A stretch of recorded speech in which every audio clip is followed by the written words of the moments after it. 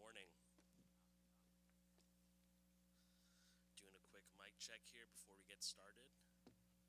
Check, check. 1, 2, 3, 4. Hey, hey.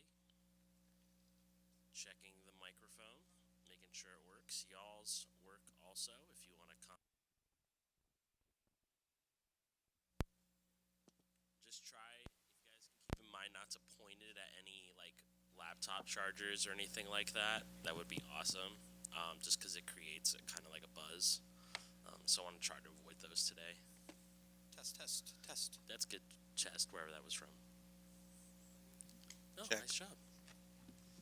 Yeah, get on the mic. Yeah, just talk into it. It's all good. Checking. It's low? Okay. Alright, I'll look into it. Give me a sec. How are you guys? You guys are good? Alright. Let me see what's going on over there. Just give me a little more time just to check it for people. So that side's good. This side needs work is what we're hearing? Okay.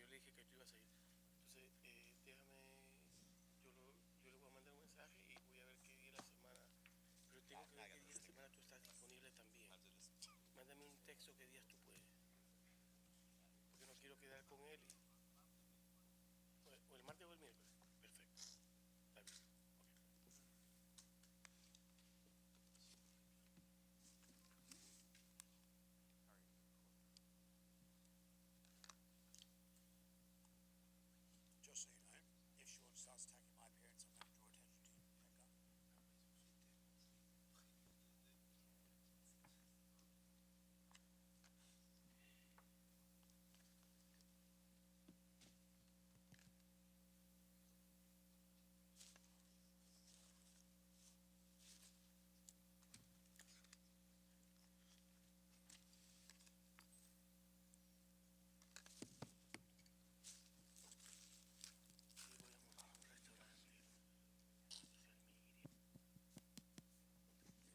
Check. Do you still have anything in yours? You seeing it? Check. Peeps on that side, are y'all better? Yeah. Okay, cool. Check. Bon, you good? Check. Hey. 1, 2, 3, 4. You're not getting anything now? Check. Hey.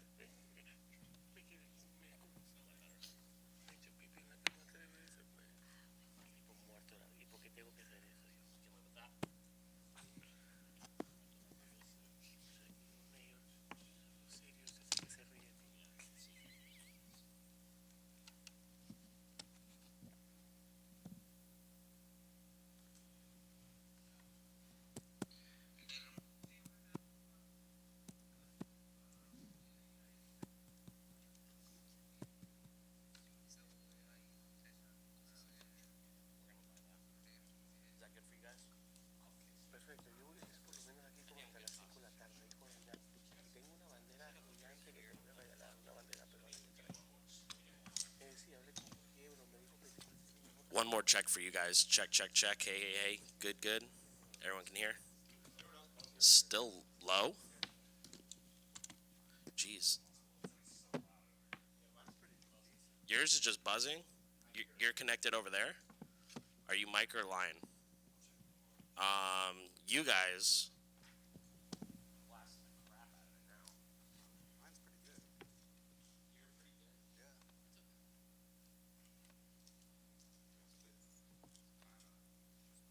Try a different one. Because if he's saying.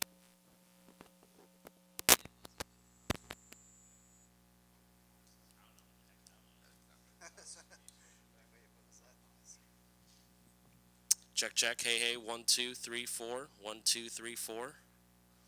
It's still. All right.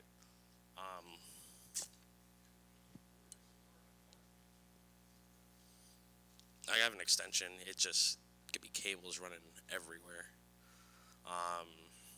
Anyone else having issues? Is it quiet for you? Low and buzzy.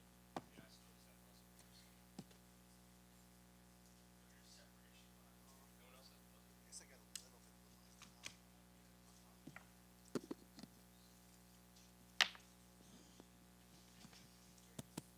Hey, hey.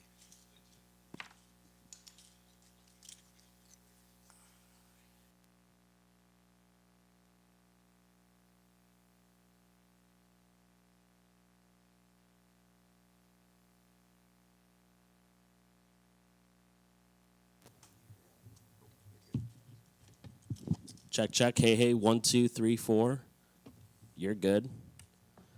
You guys? You'll work with it? And buzz is gone? Okay.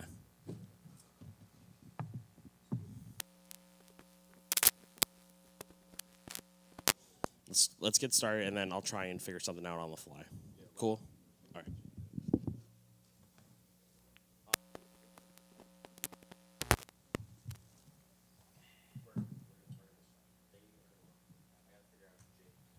Yeah, I don't know. It was working earlier. I think I'm in 7.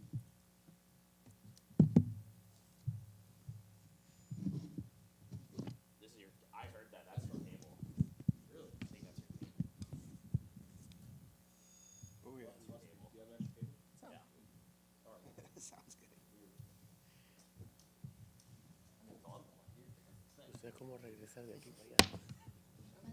¿Cómo regresar de acá para allá en tren? Nos ahorramos la benzina. Spoken like a true writer. I like that shirt, man. Like I'm like seeing all the little things in it.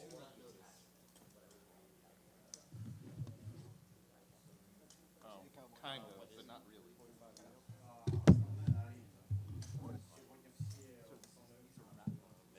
I have 3.5 million. I might have to wait until after. That's fine. I like that. Bueno.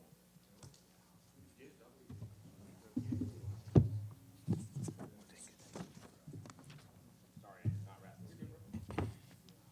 Miami.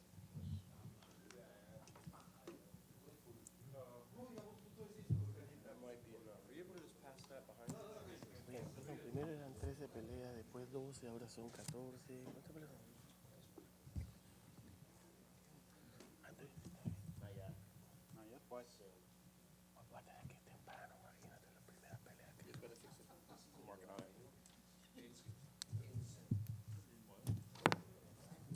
No, not anymore. Okay. I'll have a workaround for you after. Yeah.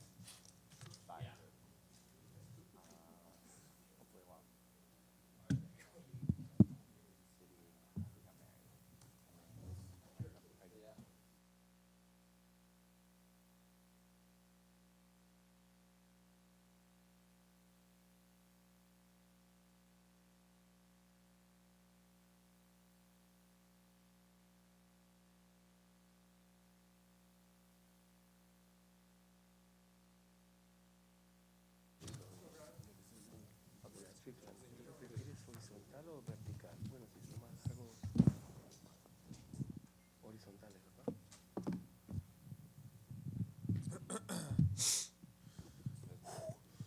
Jared right here. bro. It's obviously been a bit since we got to last chat with you, so I guess just how's life been? I know you just celebrated, I think, 10 years sobriety in December, so just, how's life been since we last got to see you?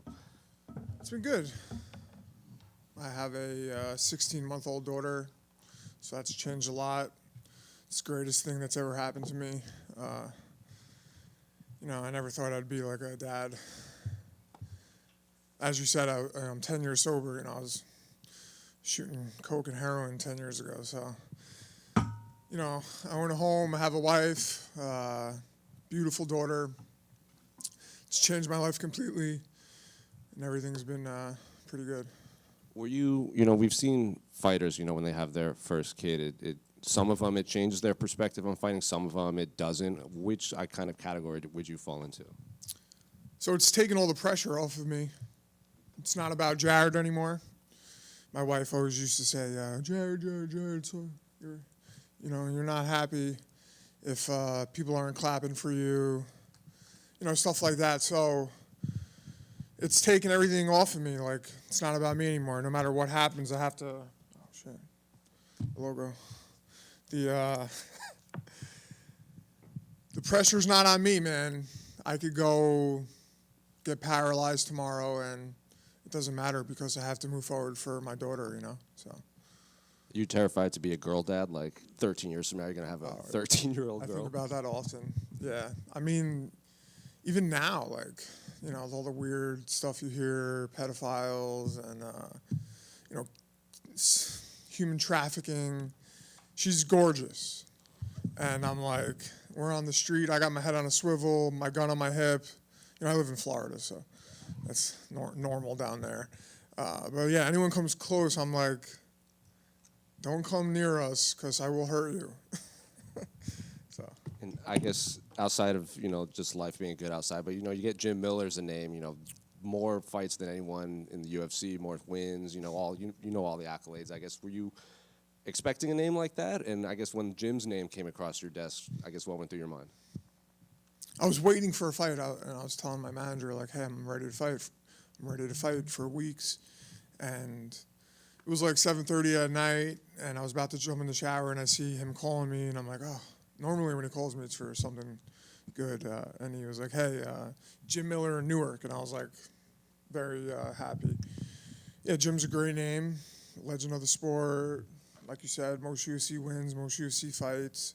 But come Saturday night, he's just another guy. So, I guess what are you expecting from Jim at this point in his career? Because like with all those fights, there's more tape on him than anyone else, and we kind of know what to expect from Jim. But as a fighter, when you're watching Jim, I guess what do you expect in that?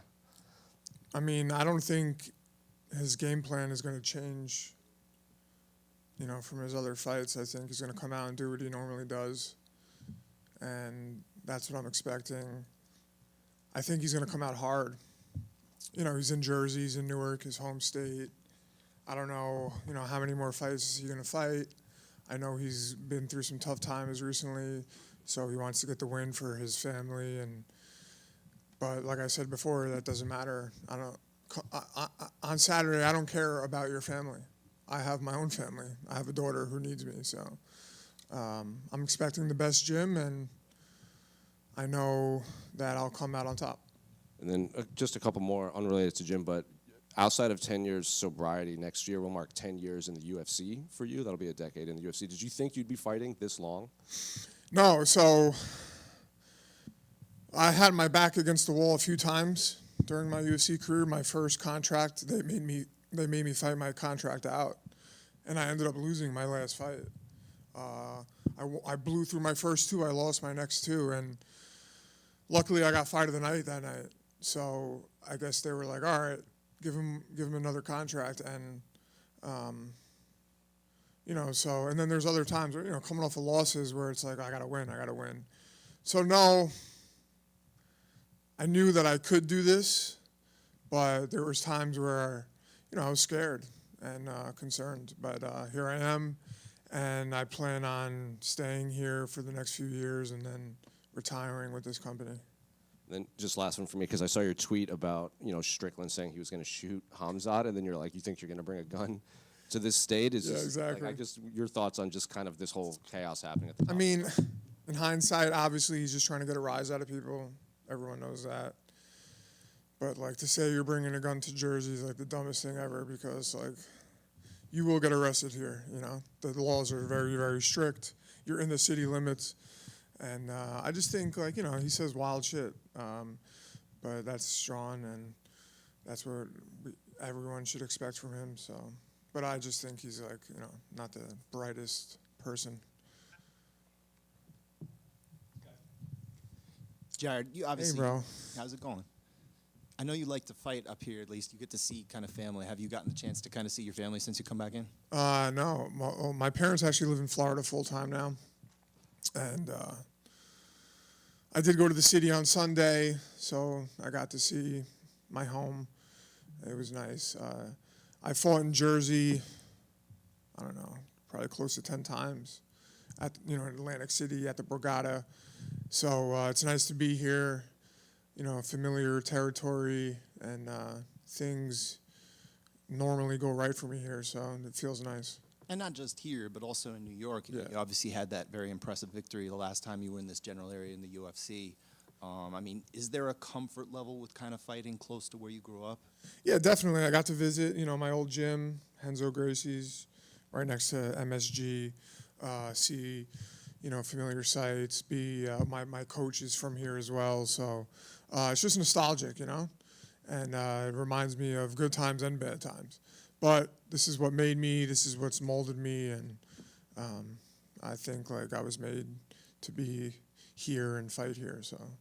And obviously, you're fighting a Jersey guy. You are a New York. You're kind of the representative of New York. We don't get a whole lot of New York versus New Jersey guys, especially in this general area here. So, how much are you kind of expecting the support to come across the river? There should be a lot. Well, there will be a lot of support. A lot of my friends are coming. My family's coming, so it'll be good. I fought like 10, 15 guys from Jersey, so this is nothing new. Why is New York pizza better than New Jersey pizza? The first pizzeria in America is in New York. It's called Lombardi's, and it's in Little Italy. I just think it's New York, man. You can't really compare New York to New Jersey. New Jersey, it's like our little sister or something. So, yeah. Really That's why the pizza's better. really picking on New Jersey now. You're creating a little heat. I like New Jersey. It's treated me well. So, Thank you. thanks, God. Jared, back here. I was wondering what was your take on Paddy Pimblett's title fight in January? I thought it was terrible. I thought they both looked bad in that fight. They both had way better performances before. And I was like, but fights are, styles make fights. So, things happen in fights where it's like you might not expect them to happen. Their styles clashing could have caused them to look like that. I just thought it wasn't their cleanest performances. And I think that's like the majority thought on that. But, Paddy is very popular and he gets pushed. Good for him, lucky him, and Justin, I think, is the cleaner fighter on the feet. He couldn't take him down, so it stayed there most of the time.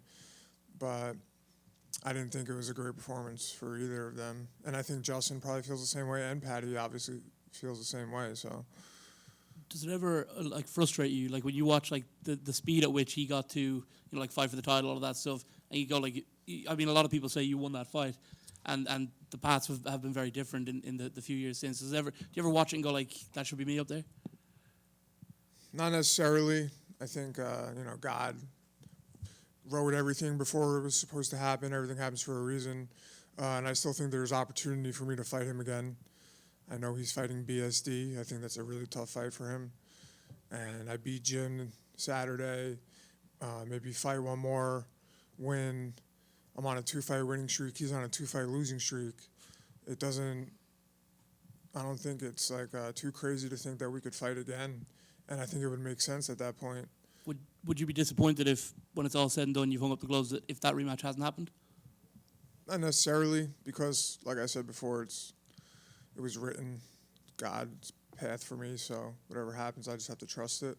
But I think there's a really good chance that it could happen, and I will push for it. So How does that rematch go? I beat him again. Thank you. No problem.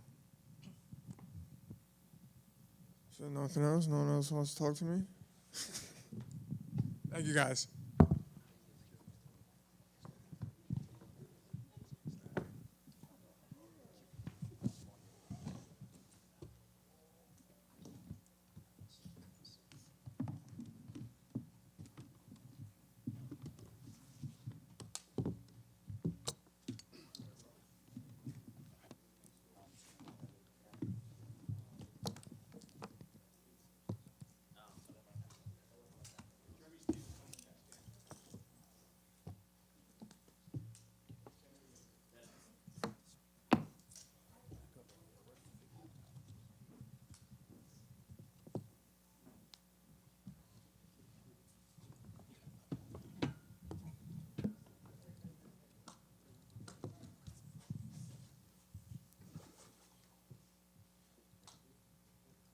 Jeremy, outside right here. Obviously, welcome back. We haven't got to see you up on that stage since the Iowa fight week. So I guess just how's life been? And I guess did you think we would be speaking with you again at a UFC fight week at some point in your career? Oh, absolutely. How was that Iowa card? That's a 3-year layoff, no MMA, and in my hometown on 8 weeks notice, 7 weeks of training. How was that for 39? Didn't look bad. The guy didn't want to fight though. Well, again, on Saturday here in Jersey, you got King Green. I can't imagine there's been a fight between two guys where there's more combined fights, especially just in the UFC, than you and King. So I guess, was this a name you were expecting? Because it seems like both of you guys have been kind of fighting this new generation of MMA guys, and now you guys finally get to tangle like this kind of later in your career. Yeah, after my last fight, I couldn't sleep. And I hit up Dana like a day or two later, and I was just like, man, give me another opportunity. Give me Mike Chandler. Give me somebody my age, somebody that, is up there, has got fights like me, not these like young, hungry killers on short notice. Like, give me somebody and let me just prepare. That was the main thing. There was like no excuses. I had the time. It didn't matter if I trained with Anderson Silva, GSP. I just did what I did. And taken from that, I was like, man, if I just have some preparation, like, let me fight someone like my age, like someone who's like actually down to fucking fight and, who's been in the game, who's like, like something like that, right? And we asked for those guys. And then, after Bobby just came, and I hit up my management, I was like, Bobby Green. And he was like, fucking right, man. And then he's like, hey, Dana and them guys love it. Like, next thing you know, bless you. We were lined up to fight. So, I mean, couldn't have gone better. What did you make of his last performance? Because again, like fighting another young guy, kind of not halted maybe the hype train, but kind of maybe set him back a bit again. Yeah, incredible. I mean, you look at it. I mean, not him personally, but like as another human being who's up there in age, fights like that. I mean, he looks great. Still got spring in his step. Still smooth as shit. Like, I mean, that's fucking awesome. And then you go in and knock out a young, hungry contender. There's it's matchups, right? It's timing. And I've asked, King Green this in the past, and I think you're the perfect one to ask too. Like, what's the difference between maybe fight fans now and then like fight fans like, 10, 15 years ago that they didn't watch MMA when Strikeforce was a thing or King of the Cage, or they only know Jose Aldo as the guy that lost to Conor, not, the Jose Aldo that was doing this thing at featherweight. And the fans, dude, the fans are funny. The fans have always been like that. I don't worry about the fans. They pay green. So it's whether you love it, hate it, they paying me regardless. So, the fans are, they choose what they want to choose. But I'll tell you this, for the fans, like I'm happy to be back here. I'm grateful to be back here. It's been a long road to get back here. I didn't even think I'd be back in UFC with stuff that had kind of happened, my losing streak and just the way I was performing. to pull myself out of bare knuckle, out of the gutter, you ever seen the movie The Ring? Like crawling myself out of the well, to get like haunting people down to be back here. I'm super grateful. And obviously I got the fans to thank for that because they're still tuning into my fights. They love what they see, and even life outside of UFC, people have been nothing but of support. And I really appreciate that. That does mean a lot. So I'm in super gratitude for the fans, the people that want and love to see me. Fans from all over. Jeremy Stevens, they'll recognize me anywhere. I love that shit, man. It's cool. It's good that the fans recognize me. They love my fighting style, and that ranges from young kids. I was in Denver and little young kids, and then there's like old men. And then there's I've been in the UFC PI. A girl was speaking Portuguese, and she's like, all I understood was her mom and her fans, and I was like, cool. Obviously, they probably seen me knock out Hani Jason or a Brazilian down there, and they weren't thinking that I wasn't like Brazilian. They were just probably like, man, I like that style. That's a human being. I want to fight like that motherfucker. That guy's nasty. So to inspire like that and see that here, it's like I'm grateful. To kind of go off of that, do you think this is just based on what you did outside the UFC, like making a big name for yourself in BKFC, and then to come back here, I remember when you had that long win streak of knockouts, but do you feel like your popularity has kind of never been higher than it is now, just based on how you were able to regrow your name outside of the UFC and then be able to come back? Yeah. I grew my name inside the UFC, and to get the following and then recreate something out of like nothing. Most people, they get canned from UFC, they get fat, they fucking retire, or they lose their mental health. And I'm not even joking. That's not even funny. Like, that's just fucking facts. I have a big brother that's looking down, Anthony Johnson. I seen him do it. He got outside of UFC, moved up weight classes, and he was just banging heads. Next thing you know, he's banging on the UFC door again that they let him back, and then he ends up fighting for a title. I kind of kept that inspiration. Like I said, man, there's some stuff that happened. I just don't feel like we were seeing eye to eye, and we kind of like let go, and I was like, fuck, man, I'm not going to lie, bro. I was like hurt. I was like, damn, dude, like UFC is like my dream. I've been watching this since like 5th grade with my grandfather, and I was like, man, I want to do that. And to be doing it as long as I've done it, it's like I know this is like my calling. So to get that taken away and then have it back, you have no idea what it feels like to be here. Last one for me. I saw you do an interview, and I think you used the phrase you're going to speed run the rest of your career. So I guess what do you want the rest of your career to look like moving forward? Just keep me busy. You don't ever see me sitting on the sidelines. I've been doing this shit since 16 years old, fighting 3-4 times a year. I'm 39. In 2025, what I fight 3 times. I'm making good money. I'm loving and providing for my family, creating financial freedom for them. But I love doing this. I love to hurt motherfuckers. They paying me really well to do it. I love knocking people out. I love recreating new knockouts. I don't just have a right hand. I got flying knees, spinning back fist, head kick KOs, left hook, ground and pound. One of the bloodiest fights in history. And that's without steroids. And I don't think anybody else can really compete with me, or I have probably one of the top 10 highlight tapes in the world, and I'm still doing it. It's just out of pure love and passion. It's just something that I was born to do. Jeremy, over here. Obviously, you've been fighting for a very long time, got a lot of fights. You're 19 years this month from your UFC debut. You have an impressive perspective on kind of the evolution of the sport and this company. We talk about it, amongst ourselves, and fans do, and that kind of thing, about kind of the eras, the periods of this company. When you look back, I don't know how much you do look back at this point still, because you're still in it, but looking back, kind of when was maybe your favorite time to be fighting in the UFC, or maybe be watching, fights yourself? Right here, right now. Yeah. I don't look at the past.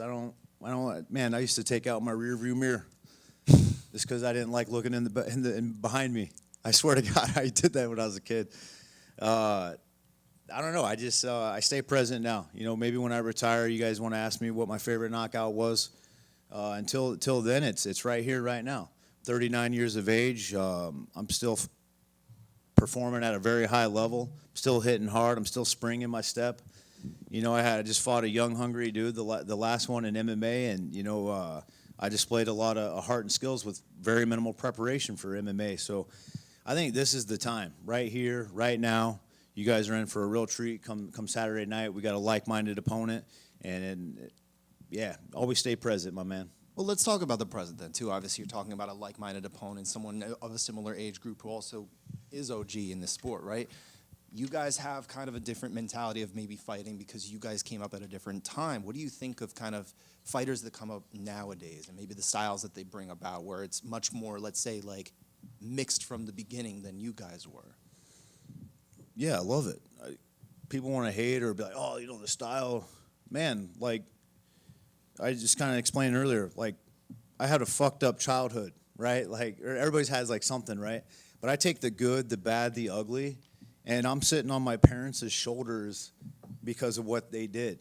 All the bodies and carnage that they laid out. I'm like, I'm here living my life, and now my kids are, so it's like, I have nothing but gratitude for the Ilya Taporias and guys coming out because we evolutionized that. Them, we're like, damn, I want to fight like that. I want to fight like John Jones. These little 5-year-old kids, 6-year-old kids, there's more intellect, there's more media, there's more eyes, there's more money, there's more, it's just enhanced. Like, we're vibrating on a higher level. The ripple effect that it's taken, I'm like, I'm a part of that. I feel like when I'm in the PI, I'm like, this is the house that I built with my sweat equity, my blood, right? Like, and these young kids get to come up and live off our hard work. They're going to get paid. They're getting signed for more money. I don't know what the minimum is, but when I first fought Den Thomas, I was making $3 grand.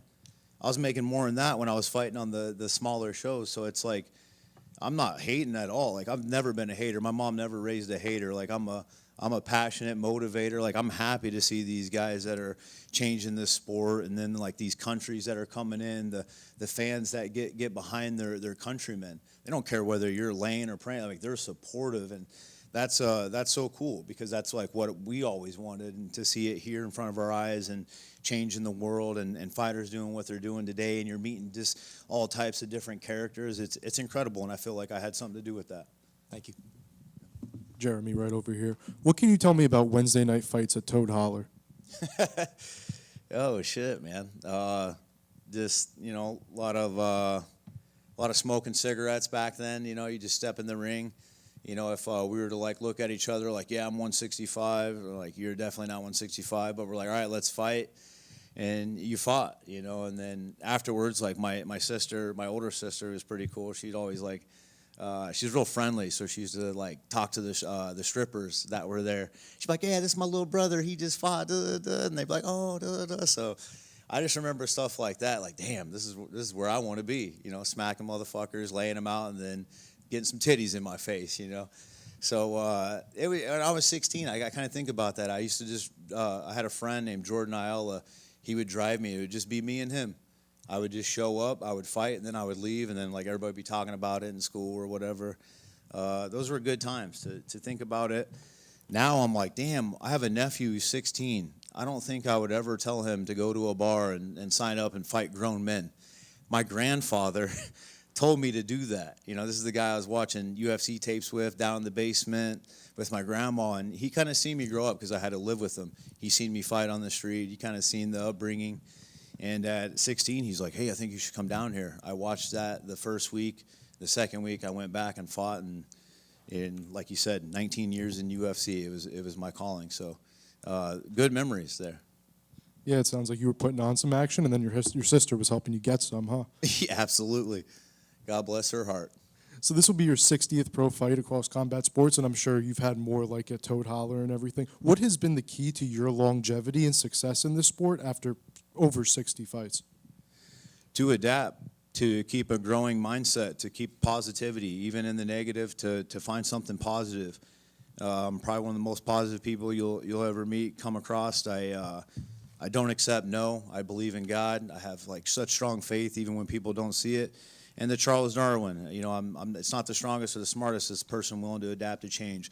I'm willing to adapt, to grow, to learn, to fail, to be humiliated, to go through the shit, to crawl out the mud, and just get what I feel like is certain in my heart and in my mind. And that's just positivity and growing to get better every day, no matter what. That's just a mindset. That's not even fighting. I'm talking about when I'm 80 years old, I've never taken steroids.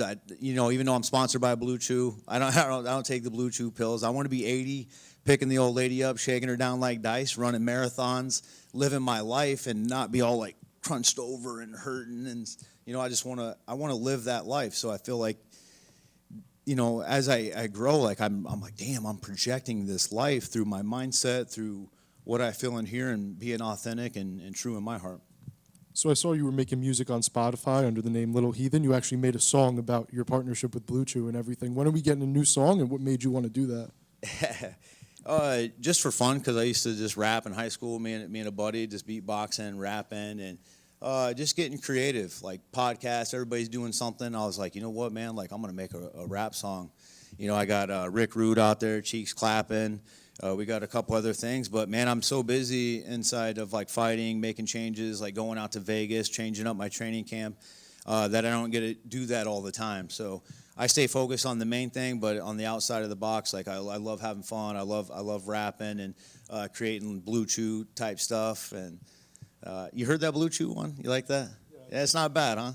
So I just having fun, doing my thing. It was a lot better than I expected, to be quite honest with you. Thank you, my man. I appreciate it. Of course, thank you. More coming. Back here, obviously you were talking there a bit about like coming back to MMA after being out a while. Your last opponent, Mike Perry, is doing that next week. What's your kind of advice for? I mean, he's been out a lot longer for MMA than you were, but what's your advice for someone like him coming back over across the disciplines? Yeah, just preparation. Be about the only thing that I could say is box or bare knuckle and UFC are two different completely sports. Even though they may think that they're competing, they're not even close. They're two completely sports that are very entertaining. I would just say prepare, because preparation is very key. MMA is a completely different pace, completely different fight than bare knuckle, and I wish nothing but the best for Perry and Diaz. Man, it's cool to see two guys of the sport built their names here in UFC to go over to MVP, getting paid millions of dollars for very entertaining fights, and those guys are both entertaining. So preparation be the main thing. You've got a bit of history with obviously the Diaz team, and then of course you just fought Mike. What's your prediction for that one? Damn. And MMA, I'd have to go with Diaz. I don't know. You can never bet against Diaz. Bare knuckle, I'd say Perry. Perry is a fucking different breed. He's obviously bigger than me, but one thing I took from our fight was his unique ability to take pain. I don't think I've ever been in there with a guy that's been able to take those type of shots and just kind of walk forward. Obviously, he's heavier than me. We fought up at 175. I would have liked to fought at 170, but when you're pulling in cash and he's the face of the BKFC and you got to do what you got to do. But for MMA, I'm going to go with Diaz. I think he's long. He's got the jiu-jitsu. Just depends on if he can get him to the ground and get it there. Because I don't think if he doesn't get him on the ground, it's kind of tough in the stand-up. Perry's a beast. He'll walk through them shots, and Nate gets cut a lot. So it's a very interesting fight. If I had to put my money, I'd go Diaz. Last one, while you were doing the BKFC, obviously you and Conor got to become kind of friendly, it appeared, or got to mend that relationship. What's your relationship with Conor like now, and what was it like getting to spend some time with him? I still want to beat up my boss, that's for sure. I mean, who doesn't want to beat up their boss, right? Who doesn't want to? Me and him got a lot of fucking history. I'm surprised we're not fighting here in UFC, and just like what we got going on. Me taking a picture with his mom, the BKFC, our story, the journey. We're both similar fighters. We both like to stand, and I wish him nothing but the best. I'm still around for those types of fights, and putting myself in a position to get there. And Saturday night will be no difference. Getting a good win, I'm always just one fight away from something really fucking huge. Well, yeah, I know they're talking about he has a fight, but he hasn't got an opponent yet. So maybe you win Saturday, get on the mic, and make that happen. Hey, you're the man, bro. Thanks for saying that. Thank you. Thank you, guys. Enjoy the show.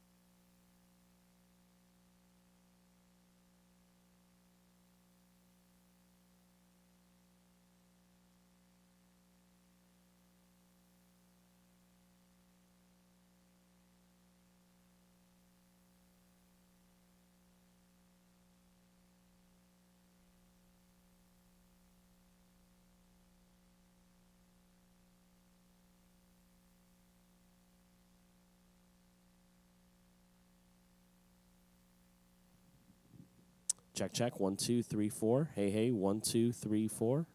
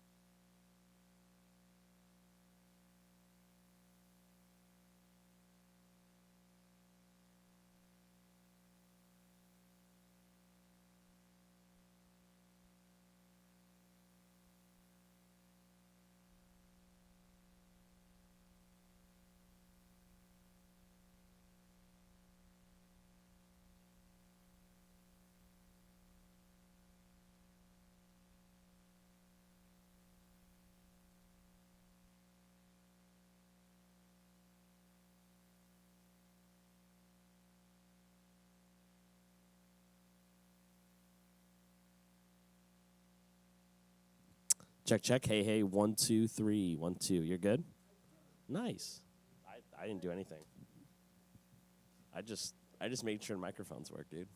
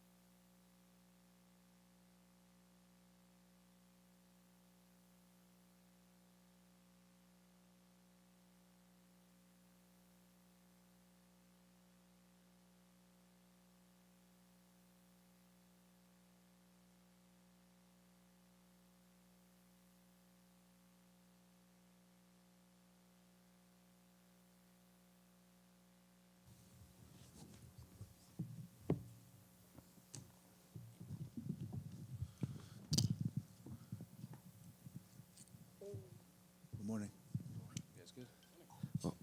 Waldo, over here, other side. Before we begin, can you explain to me about your shirt you're wearing right now, what it says? Antes de eso, la camiseta de... You know Dominican Papi, no? Hable el micrófono. Now you know. Well, speaking of this fight, you know, the last time we saw you was earlier this year. You wanted to be active. You wanted to be on the Mexico card. You wanted to fight Curtis Blades. But now you get Alexander Volkov and a potential top contender fight here on a big pay-per-view. So I guess just how's the last couple months been, and what do you make of Volkov as an opponent? O sea, quería siempre estar activo. Mencionaste que querías pelear en México, que querías pelear en otras carteleras, que querías estar siempre activo peleando. Y ahora, acá estás en New Jersey, vas a pelear contra Volkov o que sea. ¿Qué piensas de esa pelea ahora que salió el nombre y con quién ibas a pelear? Sí, quise estar activo lo que viene siendo este año. Quería pelear en México, quería pelear con Cortes, así como se decía, pero no se dio. UFC tenía más oportunidades más buenas para mí, como ahora como Alexander Volkov. Y ahora hay que aprovecharla y seguir hacia adelante y tratar de hacer lo que se pueda y ganar. Yeah, I wanted to be active. I wanted to fight in Mexico, as you mentioned. I wanted to fight Blades, but then the UFC had, you know, another great opportunity for me, and we were here about to face Alexander Volkov, and now is make the best out of it and make the best out of the opportunity and try to get the win. You fought many different kinds of heavyweights, like the tall ones, and obviously the Derek Lewis fights that are, you know, he's much more of a brawler. I guess where does Volkov rank compared to like your past opponents in skill set and just what he can do in the octagon? Has peleado contra todos los tipos de pesos pesados, obviamente muchos más altos o bajos, y también ahora contra Derek Lewis, que sabemos que viene con fuerza, un peleador, por así decir. O sea, ¿dónde ubicas en términos de cualidades y de habilidades lo que tiene Volkov en contra de los rivales que tuviste? Contra los rivales que tuve antes, Alexander Volkov tiene más inteligencia lo que viene siendo en el ring. Hay que ser muy precavido con él porque es un peleador muy peligroso, pero así como he peleado ya con peleadores más grandes que él, más peligrosos que él y todo, ya sé cómo es la faceta de él. Él es un peleador que no le gusta mucho confrontar mucho al peleador y hay que confrontarlo a él para que haga errores y así ganarle.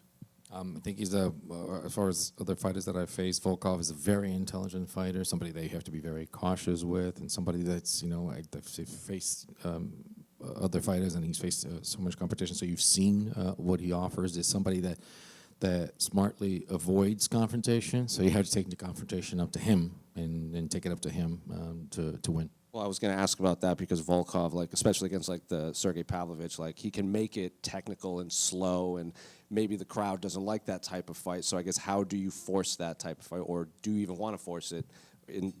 Because the win is just the most important thing. Y justo iba a preguntar, o sea, acerca de esto. Es un peleador que hace que las peleas se vuelvan técnicas, a veces un poco feas. Por ejemplo, la pelea contra Pavlovich, o sea, una persona que hace eso. O sea, ¿qué tienes tú que hacer para, tienes que básicamente forzarle esto, o hacer un esfuerzo para sacar una pelea de esto, o básicamente la victoria es lo más importante? O sea, ¿cómo uno maneja con eso? Sí, sabemos que la victoria es importante, pero también tenemos que tener importante cómo la ganas y demostrar allá adentro quién eres. Siempre he sido un peleador de mucho volumen y que planeo lo que viene siendo este sábado, hacer un poco más para que la pelea sea emocionante y así acabarla rápido.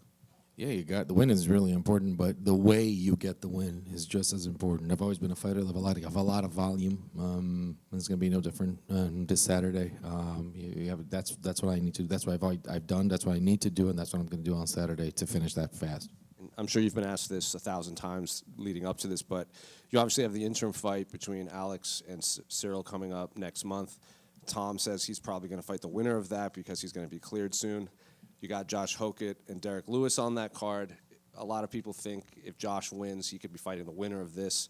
So what do you make of the heavyweight division as a whole, and what did you make of Josh Hokett's last fight against Curtis Blades? Yo creo que te han preguntado eso 1000 veces acerca de eso. O sea, sabemos que tenemos un cinturón interino, que va a pasar ahora. Se sabe que Tom Espinal está listo y dijo que va a pelear contra el ganador de esto una vez que esté listo y que sea posible. que pelee. Y ahora, por cuenta del performance que tuvo Josh Hockett, ahora Joe Hockett va a pelear contra Derrick Lewis. Y Hockett dijo básicamente, no, yo voy a pelear y yo voy por pelear el ganador de todo esto. O sea, ¿qué piensas tú de cómo se formó todo eso y del performance que tuvo Hockett en su última pelea? Bueno, lo que siempre he pensado de que después que peleó Alexander Volkov con el City Game, que Volkov se llevó la victoria esa vez, creo que una victoria con el Volkov este sábado, ya mirando que City Game va a pelear ahora en la Casa Blanca, todos esos heavy va a pelear en la Casa Blanca, me va a tocar estar libre para prepararme bien y que se dé la oportunidad de pelear con Tom Espinal, ya que Tom Espinal está esperando unos peleadores, pero sabemos que ya Alexander Volkov le había ganado a City Game. No lo van a querer poner pelear con él de nuevo. Ahora, yo ganándole a Volkov, puede ser que me den la oportunidad de pelear por el título con Tom Espinal. I think that after the fight that we had between Volkov and Gunn from before, so you consider the result of that fight, and then the fact that Tom said, well, he wants to wait for the winner of this fight for the interim title because of the result of the fight. And I think that Volkov, like having beaten Cero, they don't want to make that fight again. So I do think that I should be ready for a fight, and I could be fighting for the title if all chips fall. Then just last one for me, unrelated to this fight, but I have to ask you. A lot of Americans got to experience Dominican baseball through the World Baseball Classic, and I think a lot of us fell in love with that team just based on their personality. So I guess what was it like for you watching kind of the rest of the world experience Dominican baseball on such a massive stage like the World Baseball Classic? Una pregunta que no tiene que ver con pelea, pero mucha gente acá en Estados Unidos tuvo la oportunidad de, o sea, saber lo que es la dominicana por cuenta de World Baseball Classic y este equipo de República Dominicana que básicamente robó el corazón de toda la gente. O sea, la gente conoció una cosa que no conocía. O sea, ¿cómo fue para ti? O sea, tú conoces muy bien esto. ¿Cómo fue verlo y ver que la gente está admirando tanto la selección de República Dominicana y que los americanos y los gringos básicamente se enamoraron de este equipo? No, sí, siempre ha sido así. República Dominicana siempre ha tenido muy buenos jugadores de béisbol. Siempre nos la han dado, como así se dice en República Dominicana. Pero la humildad que siempre tenemos y que podemos meter en el juego también en algo especial para lo que viene siendo el fanático es increíble. I think that the Dominican Republic has always had great players in baseball, but it's we like to say we give our all, and everybody sees that. But for people to have seen that and to experience it, that's amazing.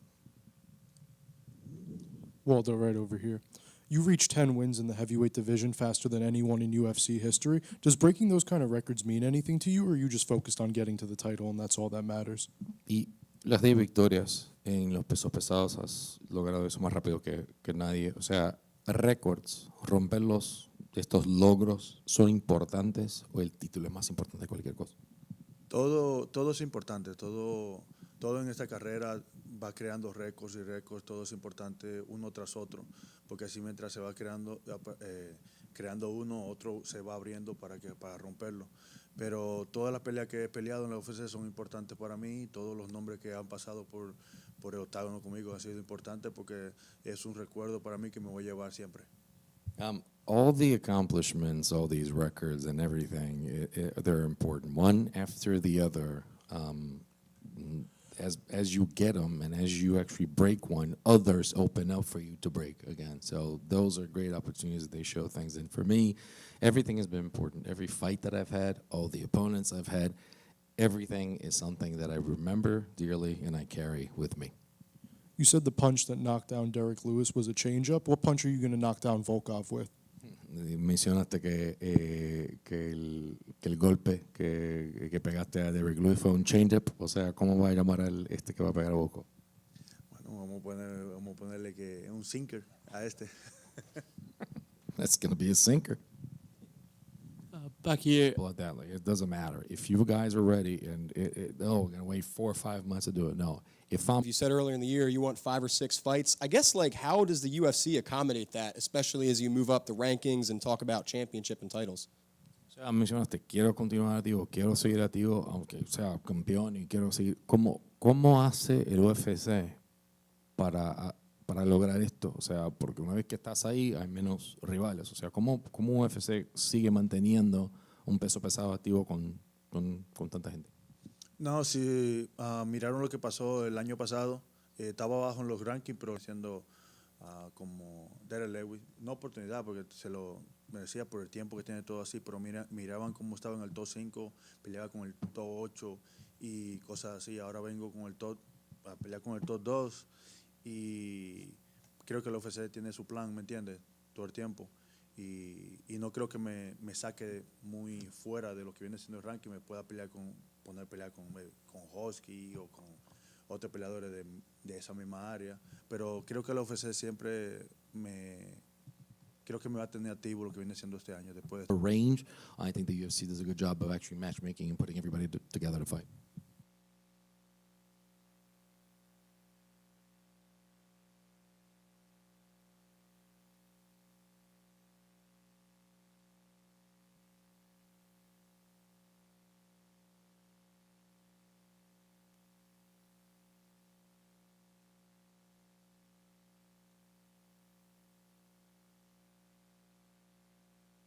Three rounds, 5 rounds for like decision. It's a good experience. I saw you were a little disappointed that you didn't finish it as quickly in your last fight. You now have the 100K bonuses. Does that add a little bit more of an incentive in you to go out there and really put a statement on your fights? В прошлый раз ты слегка расстроился, что у тебя не получилось все-таки его досрочить. В этот раз уже повысили, ты завершаешь, может быть, получишь 100 тысяч. Является ли для тебя это мотивацией все-таки довести бой до конца и удосрочить соперника? Of course, 100K is big motivation. I had before motivation to finish every my opponent. Now it's more than before, and I will try every second, every moment. I looking for finish. I saw you posted a picture earlier this week with a bunch of other fighters. You looked very young in the picture. I know your first pro fight was at 18, but when did you start training, and when did you actually start getting into mixed martial arts competitions?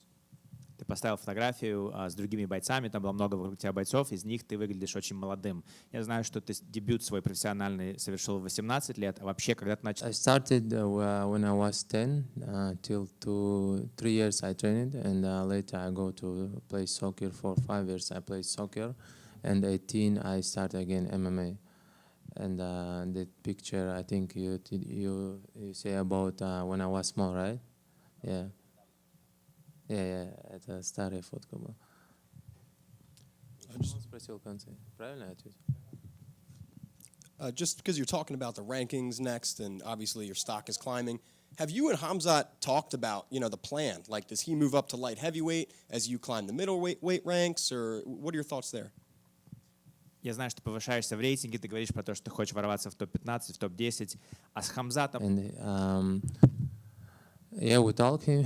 He said I should call anyone and I can beat anyone. He said I can finish the guys like Vittori, like these guys who I want call. Like first, he said first round you can finish them. It's not your level. It's something worse like this. Big motivation for me, and I also understand it, and we will try. Well, just because you work with Khamzat so often, how do you think he does up a weight class? He will look very good. I think he's 100% can take a second title. And then last one from me, I saw you trained with Mighty Mouse recently, the UFC legend. So how was that? Did you learn anything from that experience? He gave for me and for young guys a good advice for about life, about fight career. That was amazing to meet the guys, he and TJ, and it's very, very cool, yeah, meet the guys like this. Baisangur, привет. Ты изменил в профиле Инстаграма свой рекорд, поставил 12-0. Ты настолько уверен в победе или есть просто бой, про который мы не знаем? You already changed your record in your Instagram profile. It already says 12-0. Are you absolutely sure in your victory, or is there something that we don't know yet? Я в каждом бою очень уверен в себе. Я знаю, что, как я говорил, я выхожу не просто выиграть, чтобы просто выиграть. Я выхожу красиво выиграть, как-то красиво досрочить, чтобы все с этого кайфанули, кто смотрит, что меня запомнили. Просто зайти и выиграть, этого для меня недостаточно, поэтому я очень в себе уверен, и я надеюсь, так и получится. I come out to every fight very confident. I know what I need to do. And I told you before, I don't just come out there to participate or just to fight. I come out there to win. I come out there to win in a spectacular fashion. I want to make sure that everybody who watches the fight really gets what they paid for. So, yeah, I'm sure that I'm going to be victorious this time. Свой рекорд в Инстаграме перед боями у него подсмотрел? Usually it's Taira who's known to change the record before the actual fight. Is that something that you borrowed from him? Не было ни меня, ни его не было. Еще я когда дома выступал по профессионалам, еще тогда менял. I used to do this way, way ahead of time, even before Taira, even before both me and him were in the UFC. When I used to do it back home, I used to always change it before the fight. В гостинице сейчас дежурит полиция, усиленные меры безопасности. Насколько для тебя это комфортно или непривычно? И видел ли ты кого-то из команды Шона или, может, Khamzat видел? There's heightened security in and around the hotel. There's police. There's security guards. Have you seen anybody from Sean's team, or have you and Khamzat run into them? Не то, что даже в отеле, на этажах даже сидят охранники. У меня, у Khamzata на этажах я видел охранник. Работался в блогер, и у нас в зале делали турнир, где выступал Гилбил Бёрс, Деридер, Грегори. И, ну, все наши пацаны тоже. И я там занял первое место за $25 000. You know, По грэплингу.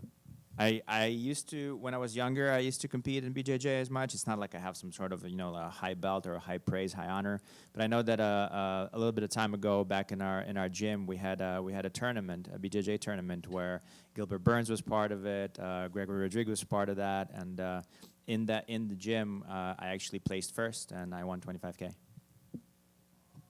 Спасибо.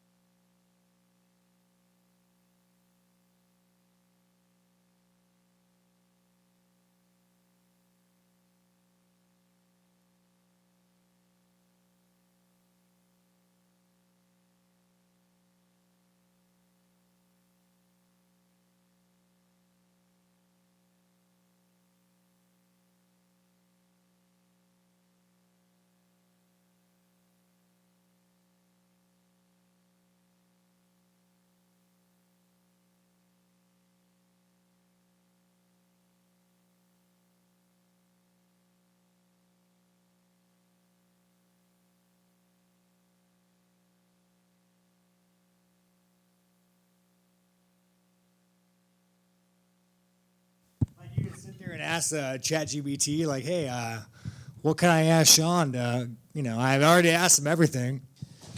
Well, sparring footage last night. Oh, God. It's funny. That's what led to me. Was it like, how long was the clip? 23 seconds. Like 23. And what a little dirty bastard. You post a light spar. Let me take the hat off before they cut me. I try not to represent Monster on any press conference where I say something racist or based, as they would say. Statistics, man. It's so weird how there's a racist these days. I don't know a lot of terrorists, but normally they're yelling Allah Akbar. But no, anyways, man. But like that's what I'm talking about. Like the guy's just a little fucking rat, dude. One, I didn't even know we were filming, and those are our warm-up rounds. It's like, dude, you're just a weak man. You're just a weak man. I mean, wouldn't you take that, a weak man? I kind of, to be honest, I didn't think there was a lot in the clip. Yeah, but it's also like, what is the point, dude? We're light sparring, and you show those shorts a little questionable on my part, but they were Amazon, Yeah. It was a bad angle for you. Yeah, it was bad. It was a bad angle. But hey, I like women. He likes goats. I win there. Did you guys spar more than that, or was that the only round that you guys ever did? No, we actually only did. We did one. We've only sparred once, and we did I think it was 3-round spar. So we sparred once, but I kept telling you this, dude. When I go to a gym, I want to spar the best guy. I want to spar him, but he would always just go beat up the lower level guys. I don't know, man. He said yesterday in his media that he called Hunter up and asked for this fight. He said he wanted to try your meat, and he called for the fight. Try my meat. Do you think he took something out of those spars that made him want this fight? Do you even believe he asked for this fight? What do you think is making him so confident coming into this one? No, I mean, of course he fucking... I don't know, man. Was that even mean, dude? Did you call him a faggot when that happened? Did you say, what are you trying to fucking say, dude? All right, relax. No, I mean, I think it's also a good fight. I think it's a fun fight, There's so many people in the division where it's like what are the top 5? Brendan Allen, his fucking punching bag, his meat, what else in the top 5 division you have right now? So it's kind of nice just to get a fresh look, new blood. So I think the fight just kind of made sense. Do you get the impression as being a fucking weak third world fucking pussy who threatens friends? Like it's such a soft mentality. Soft man. You agree though, right? I mean, it's kind of a bitch mentality, right? I don't. Show of hands. Everybody's raising their hand. Well, did you take? He tweeted about you're growing up and stuff like that, which sometimes people like to throw out your way. Did you? Oh, I didn't even see it. What did he say? You can say it. You repeat it. He said that your dad made you a girl. Honestly, my dad kind of made me violent because he was such a weak man. You're gonna find that maybe Chimaev included. Growing up, my dad was like the boogeyman. He was the scariest fucking thing, the scariest thing in my life. Watching him beat up my mom, throw beer bottles at me. So it's to me, my dad, he almost made me a little bit sociopathic, more like a sociopath than anything. It probably did more harm than good. And I'll never forget. I was I think I was 17 years old, and he wasn't letting my mom go to work. And I walked in there, and I was like, Dad, I think I was a fighter at the time. I probably dropped out of high school. I was probably a fucking loser. And I walked in there, and I was like, dude, you gotta let it go to work, dude. You gotta let it go to work. Mortgage must be paid. And the guy gets in my face, and he says, I'm your dad. You're gonna fucking hit me? And I remember I just said, you know what, fuck it, dude. Today's the day. And I headbutted him, broke his nose, fell down, and this guy started crying. And it was so disappointing to me because I seen this guy who was this fucking psychopath my whole life who I was scared of, and you just see him, this whiny little bitch on the floor bleeding. So it's if anything, I would say my dad probably more made me a sociopath than why might have to shoot 3 Chechens on stand your ground law. I'll leave it on this one. Look, the fight itself, everyone knows he's going to come out, he's going to be aggressive, he's going to shoot really early, and you're going to have to scramble and work your way back up. At what point in the fight do you think you start to turn it in your favor? I don't have an issue. My boy Johnny's in the back, dude. Let's go, dude. My boy's Johnny in the back, dude. I think he's a far better wrestler than Chimaev. He shoots better, has better stand-up. So it's I've been training with guys that are better than him. I think Johnny beats him on any Saturday. So I just I don't know, man. I don't think he's gonna put anything at me where I'm that's maybe if he feints right and lands and gets lucky and lands a punch, but punch for punch, wrestle for wrestle. I got this.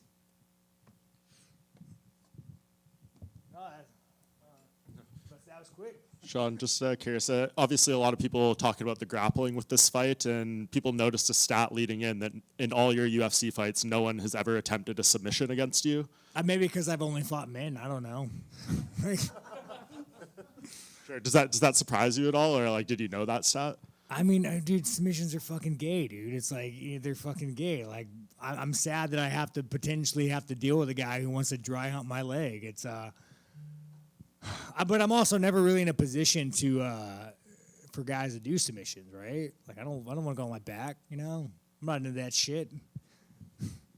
What would mean more to you, this title win or your victory over Israel Adesanya? Oh man, you know, dude, let me tell you guys, I don't like living the past. You know, I'm always a forward, must move forward kind of guy. You know, it was dope, but you know, a W is a W, and an L is an L. I think with Chimaev, it's more of like just a kind of a score to settle, you know, because we train. I think I fuck you up, you think you fuck me up, and it's like, it's really like we just get to find out who. Would you want your title reign to be different compared to the first time? Like, obviously, you weren't able to defend it. You had a pretty quick turnaround. Is things going to be different this time around? Nah, dude, are you kidding me? I want a quick turnaround always, dude. I'm not fucking Chimaev. I'm not going to go home and fucking suck off a dictator for a year and live in fame, dude. I want to go fucking fight, dog. I want to make money. Do you think Nasruddin Imavov is the top contender? Oh, yeah, Nasruddin. I mean, I guess, is he the top contender now? I guess so. I mean, you know, the angry Muslim. I guess so. We'll fight another angry Muslim. Swear to God, to the UFC, like, I wonder if the UFC wakes up and says, I want to actively ruin this sport, you know? Let's go get the most unlikable pieces of shit and, like, let's put them in the UFC, like, fuck Tank Abbott, fuck Matt Hughes, like, let's just go and get the most unlikable motherfuckers, dude. I mean, I told you a story, but I think I made a joke on Islam, you know? I try to lay off of it because I have a lot of Muslim buddies, so, like, even though it's really hard for me not to, I try not to because, like, you know, I'll have, like, Muslim guys come and be like, Sean, like, you know, you met my mom, you met my sister, you met my kid, and you're sitting there, like, talking shit on my religion. I'm like, God damn it, dude. But I'm like, maybe that's your sign, right? Like, are there any Christians in the room, you know? Are there any Christians? I can make fun of Christ all day long, and you guys can be like, well, you're going to hell, but good luck. But maybe that's your sign. But I try not to go too hard on Islam these days just for the sake of my friends. But it made me laugh because he said something. Like, he said something like Ali Akbar to a tweet or something I did. And I was like, bro, remember with Charlie Hebdo? You remember that? Remember that when you fucking piece of shit went there and murdered that fucking guy in France? Did you post about him? Did you condemn that? It's like, at the end of the day, dude, these guys, even Chimaev said, well, my Muslim community, dude, your Muslim community, bro, you guys are like, if that's your Muslim community, that you got to jump somebody or go murder someone for freedom of speech, like, you have a serious fucking problem. And that is why the UFC bringing these fuckers in, fight or not. You just, like, you make the sport almost unwatchable because you're bringing these people that are not compatible with America, that Americans don't give a fuck about. They don't understand America. They can never be an American. So it's one of those, like, shitty things where it's like the UFC will just keep doing it. But, I mean, at some point, I don't give a fuck about Nasruddin. Right. And lastly from me, I see, obviously, like, the odds makers have you like a 5-1 underdog, but I see a lot of fighters, like the likes of Joe Rogan, talking about how you're built for this fight and you have the skill set to win. What's the difference between what all those people are seeing and what the betting public is seeing? Chimaev's best chance, it's not going to be grappling. It's going to be maybe if he slips right and does an overhand or something, or if he gets lucky. But it's like, at the end of the day, guys, you could bring the best grappler in the fucking world, and you could have us grapple for an hour. I will win. All I fucking do is grapple. You guys, what do you guys think? The reason why I don't post grappling is because it's fucking gay. I could go show me and Michelle trying to give each other CTE, and that's great. Do you really want to see me and two guys in the missionary position? Just like, it's fucking gay, dude. I don't want to do it. Sean, on the countdown, Eric referred to you as maybe the captain over at Extreme. So I guess what's Camp been like, you know, with Francis preparing for his fight? Johnny just got his new fight. Did you say Francis, bro? You're not allowed to say that. Do you see that logo? Like, where does this logo? You can't say that. Francis is not allowed to be talked about. It's too late now. Motherfucker. I actually tried to bring him to the PI to wrestle with us in the UFC. He's like, no, it was like, you can't do that. Like, what the fuck, dude? African man walked across a continent fucking barefoot, you know, and you're just that fucking salty because he wanted to go make more money and better his life. Crazy, like. But, you know, UFC's going to UFC. But no, dude, Mike Hansen, great. You know, honestly, I hate training with Johnny. I truly hate training with Johnny Eblin. Like it's I go and I look at his sparring where he's just fucking beating up Brendan Allen, using him as a fucking piece of meat. I'm like, that'd be so nice. Can we get Brendan Allen here? Like, I want him as a training partner. Here I am training with Johnny, like world champion, like just having a fucking 5-round death match every day. And I'm like, that'd be real nice. Who's the tougher spar between Francis and Alex? Oh, that's a hard one, dude. Alex, you know, and this is where Alex is going to excel so much at heavyweights because, like, heavyweights, they're fucking heavyweights. Alex is not a heavyweight. Alex is a 205er with a heavyweight build that could be heavyweight, and that's why you're going to see him succeed so much because you're fighting lower competition. You're faster, you hit harder. So, no, I think but then Francis is big and black, bro. I don't know, dude. If I had to pick who I had to fight, dude, I don't fucking know, dude. Well, we already know how one went, you know. I don't know, man. They both suck. You mentioned just now, you said, you know, you have Muslim friends who say, why do you pick on them, right? Why not just keep the trash talk confined to the fighter himself and go instead of going beyond the country? Well, let me tell you, he kind of made that about that. He was the one that says this white guy, this American, like he kind of made that realm of, I mean, the first time I met, again, funny joke, he joked about being a fucking terrorist. If literally the first time I met the guy, he's like, oh, I'm a terrorist, man. I didn't say that, motherfucker. But no, you know what it is, dude? We live in a world right now where we're being, like, forced to conform to ideologies and beliefs that don't fit America. Like, even, I mean, look at these Somali communities that come and just defraud the government. We are being forced right now as someone who built the Western world, who is a beacon of hope and freedom. Like, the rest of the world models themselves off America, and we're being forced to import these third world motherfuckers that have really no right or beliefs or identity as America. And they don't come and they don't merge. They're not a melting pot. They don't come and say, you know what, man, I love freedom of speech. Draw any picture of Muhammad you want. Like, they don't do that. They come here and they actively try to change their country to our country. They try to change it to their country that they left that fucking sucks. And it's just a damn shame that we have these fucking liberals that keep promoting that idea. If you want to go have Sharia law and you want to go cover up your wife and put her on a fucking towel and a blanket, go back to your shitty fucking country. We're not doing this shit in America. And every proud Americans, white, black, Mexican, brown, you guys have to speak up because these people are actively against everything we stand for as Americans. Has anyone you ever trust or respected strongly suggested you cool down the rhetoric? There might be more opportunity, especially if you're a champion. I don't give a fuck, dude. If Nike wants to come give me a fucking, I mean, fuck Nike. You want to come give me a logo as you go use little Chinese kids and make fucking shoes? Like, fuck these major companies. You don't want to sponsor me? Go fuck yourself. You're actually the problem, dude. Your DI initiatives, like, I don't give a fuck, dude. I don't need to be a rich man. I'm good. I can retire right now. An extra $1 million? Well, I don't give a fuck, dude. Keep your money, you fucking corporate scumbags. Sean, obviously the security here is much more elevated. Yeah. And followed around. You know, when you left yesterday, the police are they state police? Who's following you? Yeah, state police. I don't know. The state police, really good guys, dude. Really good guys. You know? I'm sure. But they're finishing up with media. Sean's on the move. You know, is this amusing to you? You know, let me tell you guys, it's not the first fight where I had security. I think I've had a couple fights where I've had security. This is probably the highest security. But again, you know, I don't think there really is a problem with me and Chimaev. Like, if me and Chimaev were here right now, we're not going to fight, obviously. We're going to fucking fight Saturday. But this goes back to his point. Chimaev will come, and he has to bring 30 fucking fanatical Chechens, and they cannot be trusted because they are not compatible with us. So why do we have security? We have security because we've somehow let these fucking savages come to our country, and he brings a 30-man entourage. And I have to be in America, and New Jersey, by the way, is a piece of shit state. No offense, New Jersey. There's no stand your ground, no concealed carry. It's real fucking bad here. But as an American, I have to be here and be like, hey, there are 30 third world country motherfuckers that won't fight alone, that are walking around real fucking stabby. Like, if this proves my point more than anything, I don't know what else does.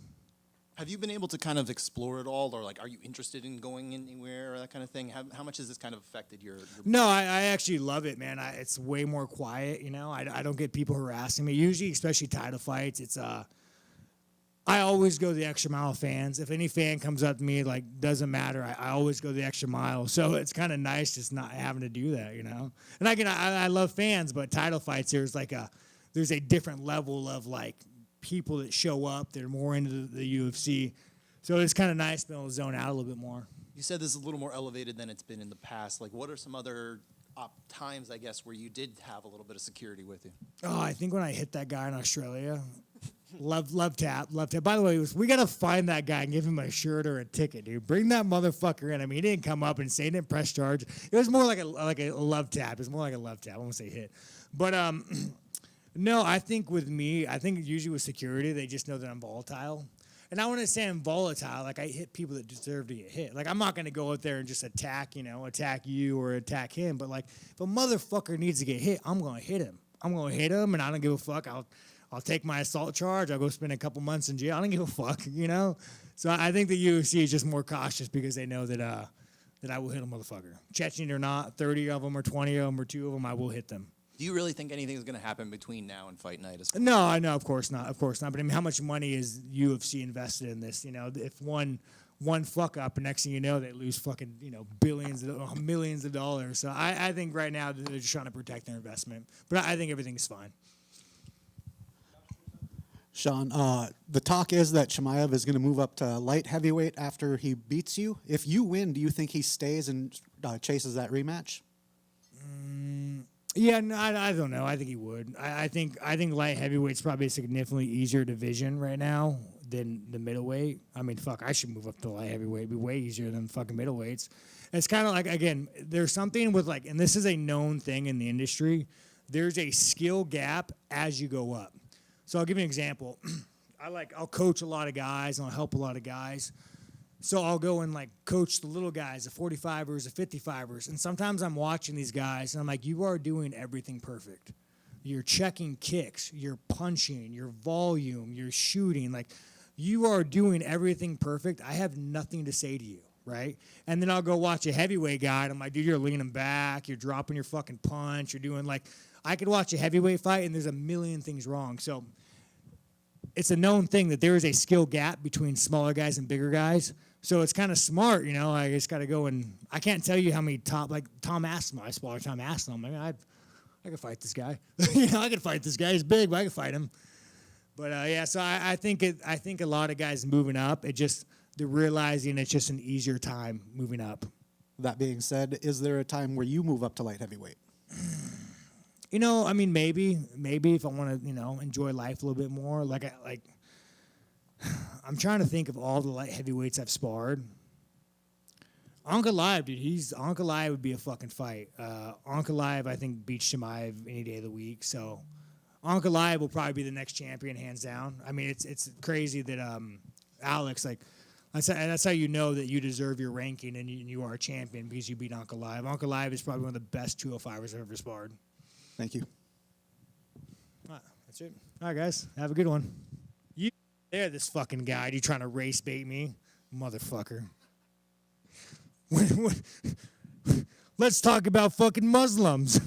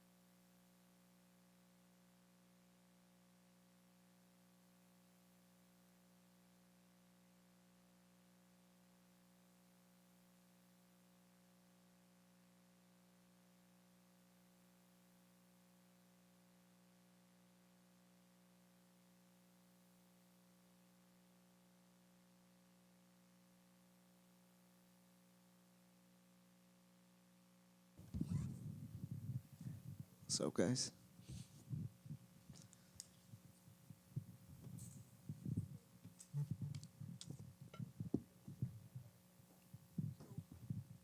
Well, Josh, I know we expected to see you last month in Miami, but I guess a little setback on your end. You can correct me if I'm wrong, but I guess how's, if it was something on your end, how's physically, how are you feeling now? And I guess is this maybe best case scenario because this card in general seems bigger in the eyes of fans, so maybe more eyeballs on your fight?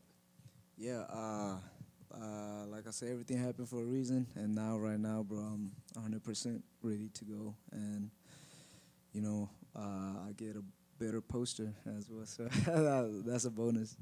Has it felt like you've been preparing for Tatsuro for a long time now? Because obviously you guys were booked years ago when you guys were still on the rise, and then booked for Miami, and now booked for Newark. Has it just felt like one long preparation for this guy in your mind? Well, the first time they booked us, it was kind of like a short notice for me, so I didn't really have time to like prepare for him. But yeah, now it's like I got 12 weeks. You know what I mean? So yeah, it's a long camp for him. We're used to seeing you fight like on before you got the title fight. It was like every month or every other month you were fighting, and then obviously Pantoja, and then another kind of longer layoff in your mind. Mm-hmm. Have these longer camps been beneficial for you, or do you miss those quick turnarounds that you were on the rise for? Now that we have like a longer camp, like I have time to recover and stuff like that. So we really have time to work on more techniques and recovery as well. So my body is like, I think I'm getting stronger and things like that. Yeah. Was there fear that maybe they would try to keep Taira on that Miami card for an interim fight, or were you hoping that they would just kind of keep this matchup and just kind of change the date? Nah, man. When Hunter called me, man, I wanted. I was like, yeah, I wanted like the next month. Just give me like a couple more weeks and we can run it. And you know what I mean. Shout out to Hunter and the UFC for rescheduling it like a lot sooner. You know what I mean. What do you make of his skill set as a whole? Because just from the outside looking in, he has a very, very maybe unorthodox takedowns. Like he has that back mount that he kind of drags people down. He uses his weight really well. He says on the countdown he has better jiu-jitsu than you, and that's where he can probably shine. So I guess where do you make of his skill set as a whole? Yeah, I think he's a well-rounded guy. He everybody know him from his ground, but he do have a little bit of striking too. And like most of his fight, man, I don't know why people are dumb and trying to take him down. Like I think that's the mistake that they make. If he's better than you on the ground, then why trying to go to his game and things like that. So come Saturday night, I'm gonna make him play my game, and if we go to the ground, then we beat him there too. And how's life been for you outside of camp and fighting? Because obviously, for years we talked about, you wanted to get your flag, and then you got your flag, and now you're representing your country. Now you have the belt. So I guess how's life been on this journey compared to, when you were originally on the rise? Life is great, man. I always see myself as a champion anyway, so, it's nothing new, man. Good luck on Saturday, man. Thank you.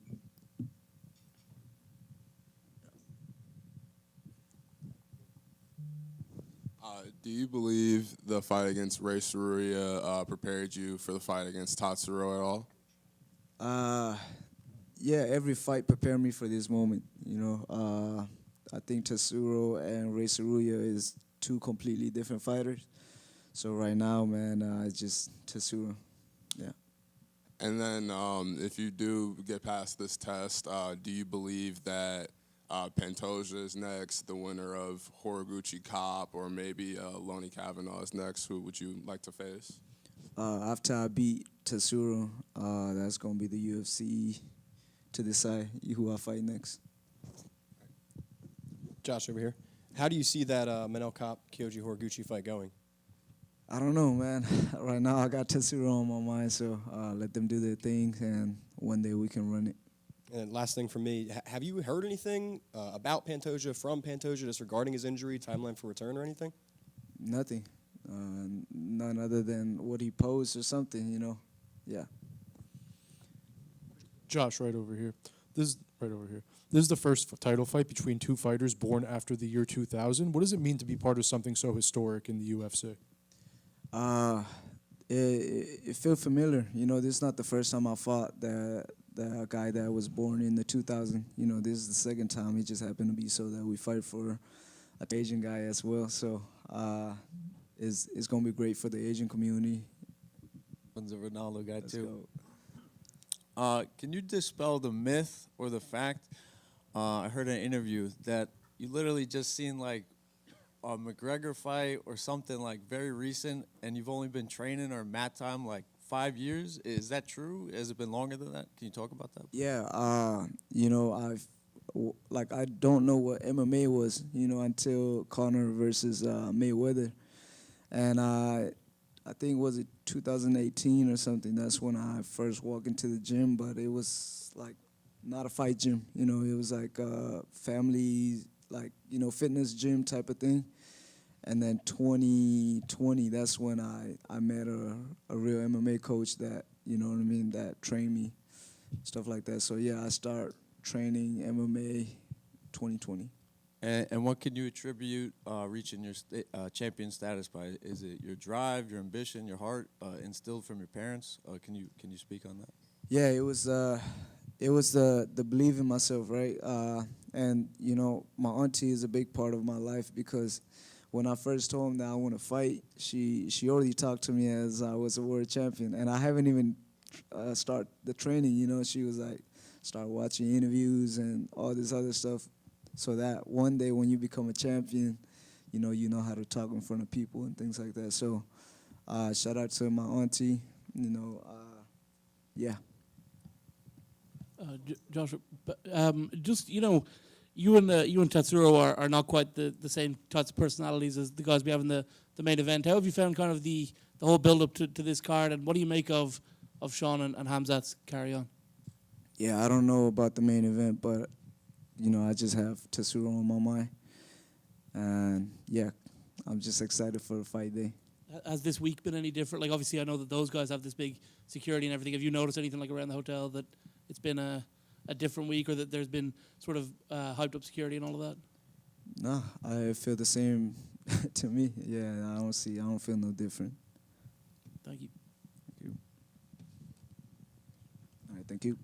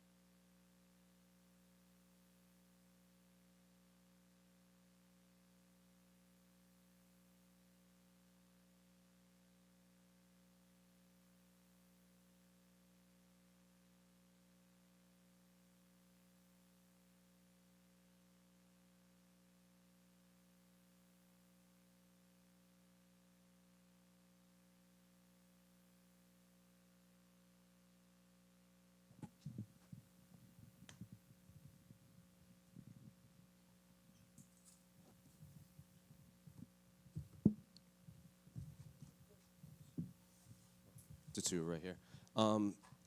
I know we were expecting to see you in Miami, but now we're here in Newark. Is this maybe even a better case scenario for you? Because it seems like this card specifically has a lot more attention and eyeballs around the world, so more people will obviously watch your fight against Josh. もともと4月の予定が、1ヶ月遅れたわけですが、今回のがもしかしたら良かったなっていう捉え方ももしかしたらできるのかなと思っていて、単純に試合の注目度、大会の注目度的にも、高いかなと思いますし、そのあたり踏まえていかがでしょうか。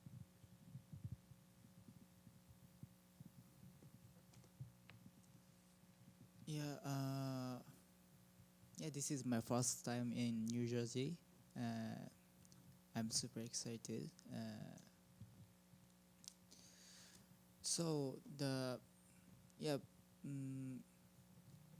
I can prepare more for this fight.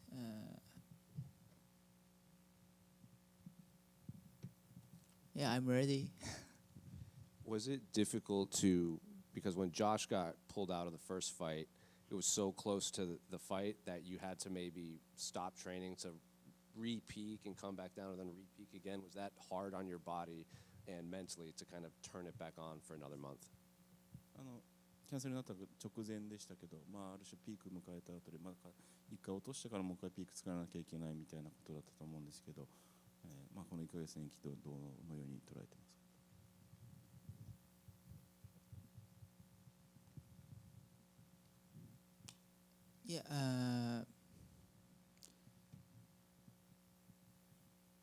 It's not easy, but my team always supported me.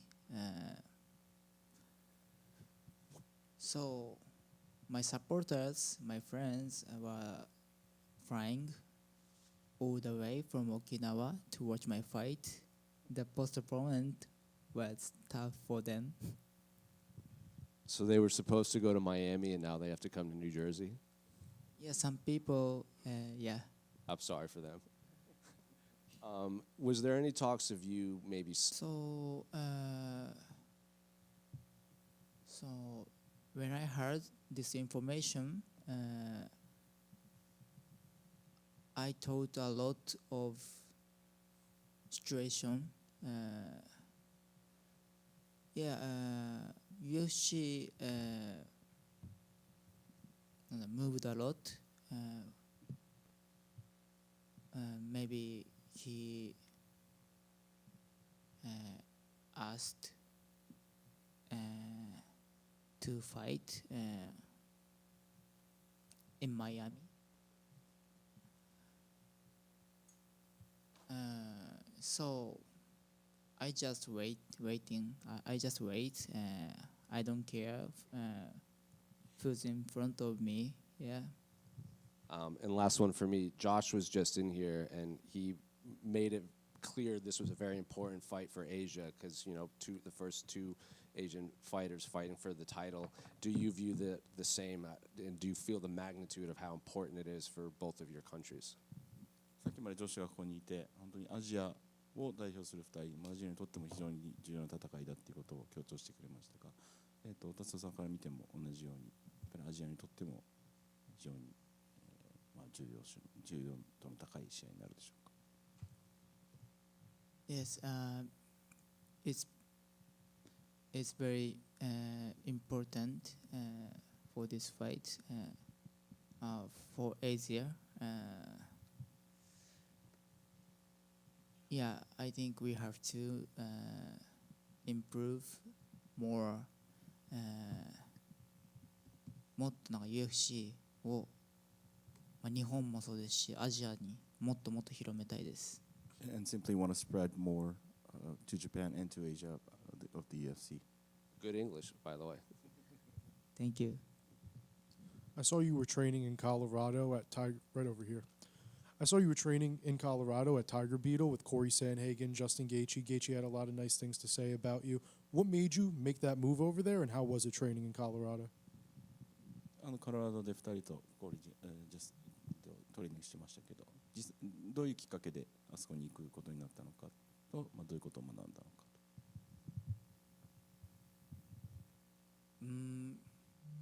と。my yeah, they are always welcoming for us. So I'm so I appreciate it. そうまあ実はまあコロラドに友達が沖縄のところから練習してた友達がいて、その友達が、コロラドに、数年前に、沖縄からコロラドに引っ越して、その人が、ここにいいチームがあるよって紹介してくれたのがきっかけで、コロラドのトレーニングをスタートしました。One of the reasons I started training in Colorado is old friend of mine from Okinawa. This guy used to live in Okinawa but moved to Colorado. So he kind of guides me or helps us introduce to these gyms and fighters. So that's one of the big reasons I've been training in Colorado.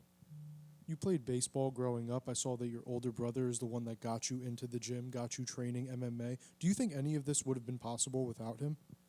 お兄さんがこの格闘技の世界に連れてきてくれたっていうようなことを拝見しましたが、お兄さんがいなかったら今この場にはいないということでしょうか。Yes, I think yes. I always follow him. So まあ彼がその格闘技やる前からその K1 とかマーク・ハントとジェロム・レバンナとかの試合を見せてきて YouTube でその格闘技の世界を知ったのもお兄ちゃんですし、まあ、ジムに誘ってきてくれたのもお兄ちゃんで、まあ、本当ずっとお兄ちゃんのなんか後を追っかけた感じです。Yeah, it would always be my brother showing me these YouTube clips of my cunt, General Mubana, all that. Even before when we started training, and obviously he brought me into training in MMA. So it's always been my brother that's brought me here. I saw you were with Japan, the Team Japan for the World Baseball Classic. You called play ball ahead of their game against Venezuela. Who is your favorite baseball player? Because I know there's obviously Otani, but now you got guys like Munetaka Murakami, Kazuma Okamoto. There's a lot of guys from Japan kind of coming up and being really good baseball players. So who's your favorite? WBC ベネズエラ戦行かれてプレーボールしてたのも拝見しましたけど、実際一番好きな日本人選手は誰ですか？まあ、大谷翔平っていう名前が一番に上がってくるとは思いますけど、他にも岡本選手とか。Yeah, my favorites. Favorite player is Shohei Ohtani, of course. Yeah, I am Giants fan in Japan. So I like Okamoto. He's great player. And also, I like Murakami because he is same age. So I'm excited to watch them. Got lucky. I'm wondering where you stand on that. What are your thoughts on Van's win? ファンの中では試合はラッキーだったとか、バンがラッキーだったとか、実際勝負になってないとかっていう意見あると思いますけど。Yeah, I think it was too early. So yeah, we have to prove who's the real champion this fight. So, Manel Kopp, Kyoji Horiguchi, Pantoja in the mix, a lot of busy stuff going on top of the flyweight division. I guess, who would your preferred first defense be against out of those three? As in, including Pantoja? Yeah. ケープとか、堀口教授いろんな方がどんどんフライ級かなり激しい争いになってますけど、その3人の中でパントージャ含めて誰とタイトル防衛をやりたいですか？ Yeah, I think Pantoja first. And then last one for me, who do you think takes Manel Kopp versus Kyoji Horiguchi?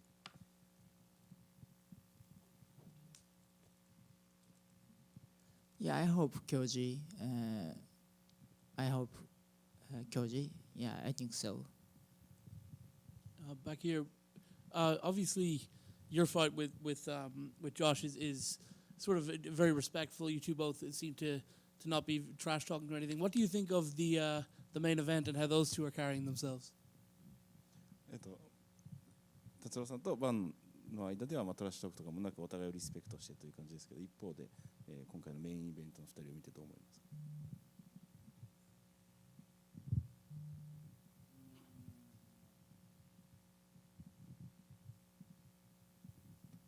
Yeah, I don't know how much serious なんだろうどのぐらい仲が悪いかわかんないけど、なんだろう警備員とかたくさんいて UFC も大変そうだなって思ってます。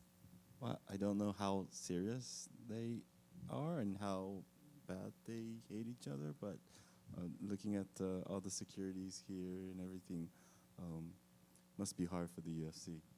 Have you noticed it being a little different around the hotel and everything than a usual fight week because of the extra security? 普段のファイトウィークよりもやっぱりセキュリティ多かったりちょっと違うなって感じしますか？まあそれはyeah, I feel yeah、そう感じますね。警備員多いし、なんかちょっと、映画みたいな感じ。Yeah, I do feel that a lot more security than usual. It feels like you're being a part of a film or something. And tomorrow at the press conference, it's just going to be you four up on the stage. Are you excited to see those two go at it? 記者会見は実際その普通2カードの4選手だけでやるわけですけど、まあ実際その横で何が行われるかわかんないですけど楽しみですか？ Yeah, I'm excited tomorrow, but I have to run away.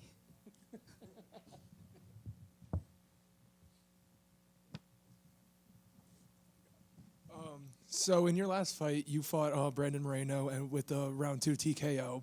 Brandon Moreno being a 2-time champion and a former interim champion in the division, and having a huge win for you. Was that a ride high into the new? Did you want to ride high into the new year with that win, or was it something you kind of had to forget about really quickly because you had the title shot coming up, or did it give you just more confidence? 前回のモレノ戦を振り返って、元王者モレノに対して2ラウンドでの KO 勝ちを収めたわけですけど、実際その後すぐに、タイトルっていう話も出てきたと思うんですけど、その試合を振り返ってもうすぐに、何でしょう、もう少し余韻に浸りたかったぐらいの気分だったのか、もしくはもうすぐさんが所属してる大橋ジムさんのところで練習させてもらったことはあって、彼と直接練習させてもらったことはないですけど、スパーリングを見させてもらったことはあって、本当に、井上尚弥選手の本当練習にかける思いというか、本当集中力とかそういったものに圧倒されて、やっぱトップ選手から見習わないといけないのは、競技は違うけど本当に見習うことが多い選手だなっていうふうに思いました。I did visit Ohashi Gym, where Naoya Inoue is. I did meet him. I did not train together with him, but I did have an opportunity to train over there. I also had an opportunity to watch him spar. I learned a lot. The top level athletes, where he is and what he is, you can definitely see from how he trains and prepares, the focus. Like everything, he was super professional. So it was a great opportunity for me to be there, meet him, watch him. So I definitely learned a lot in that way. Tatsuro, over here. Last week there was a boxing card with huge attendance in Japan with Naoya Inoue and Junto Nakatani. If you win this fight, do you think that you could be that guy that can take the UFC back to Japan? 先週ボクシングの試合もありましたけど、実際この、タイトル獲得したら UFC を日本に持っていける存在になれると思いますか？ Yeah,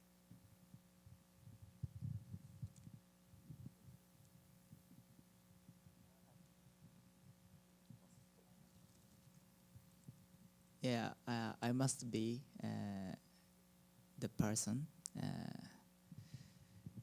Yeah. After after I bec after I win the belt,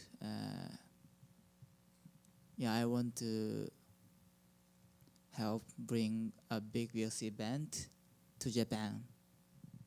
Thank you. Thank you.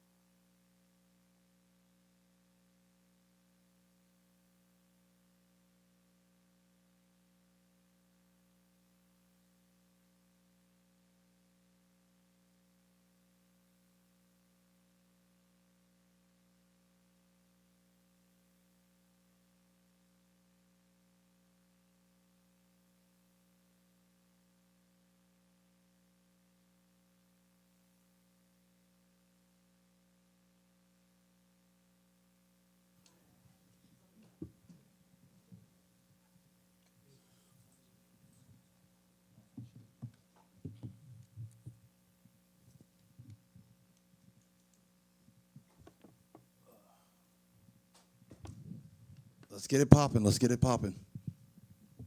Well, before we get into the fight, can I ask about the suit you have? Is there any meaning behind the split down the middle, black and white? Shit, look good, feel good. I'm a crazy motherfucker. You know what I mean? I do shit that motherfuckers don't do. I'm just crazy. That's it. Jeremy was in here, and he seemed very, excited to fight you specifically because he had asked for someone for maybe his era and his generation on the rise. Because we were talking, and I can't think of a fight between two guys that have more combined fights than you guys. So I guess when they came to you with Jeremy, was there a surprise that you hadn't been matched up earlier in your career, or I guess was there excitement to finally get to fight Jeremy Stephens? To keep it real, bro, like, I just put whoever they put on the list, I just fought like a month or so ago. I got a week off. I went with my kids, spent a weekend with my kids, spent a weekend with my little girl at the time, and then back to work. And whoever they put on the list is whoever they put on the list. Do you prefer those quick turnarounds at this, or do you like the long preparation in camp? No, I'm trying to roll them out, bro. I'm getting knowed. I got a limited time to do this. Better get me while I'm here. So I told the UFC, hey, you got 10 days to go let me heal up and go find me another fight, or I'm going to go get LASIK surgery on my eyes, and it's going to take a while. So I'm waiting. I only got to wait till I'm 40. I got to hurry before I turn 40, so I'm going to do it when I turn 40. And I also think this is your third fight in 5 or 6 months. So I guess physically, how are you feeling? Like, has it been taxing on the body? Let's break that down a little bit. So I was supposed to fight Diego something in, I think, August. I think it was August, yeah. And I blew my knee out 2 days before the fight. So I had to do a 2-month camp, getting ready for the fight, blow my knee out. I go get a quick surgery. I'm back fighting a month after that. And then just keep rolling them out, keep rolling them out, keep rolling them out. And so I think the thing for me is just like activity, It's been a really busy and hard 6 months that you're talking about, bro. Like you said, a camp, surgery, 3 fights. I'm rolling, bro. I'm rolling. And there's nothing like this. You're not going to see nothing like this. Not many people like me. And I guess at this point in your career, is recovery longer at this point in your career? Because we know we see fighters like, when they were young, they want to fight all the time. And then when they get older, like, recovery becomes a priority in fight camp. Yeah. Those are one of the things I'm putting forward, really staying on a lot is recovery. We're focusing on that, keeping my body sharp, keeping my body together, to take all that type of damage. I drink a lot of collagen. It's my little drink right now. It's in stores and Sprouts. It's in Home Goods. It's in Amazon, Walmart.com. If you guys want to try it out, try it out. But, just staying on the things that's going to help the body keep you around longer. Does it help that you fought in essentially every style of fighter in there, that maybe you don't have to prepare for specific people? Because, like I said, you've seen just about every style of fighting in there. You kind of know what you're getting in for in a fight. I guess, bro. It's like, for me, this shit, like, it's different, brother. It's different. Like, you talking about wins, losses, you talking about styles and all the other stuff. I'm not looking for none of that.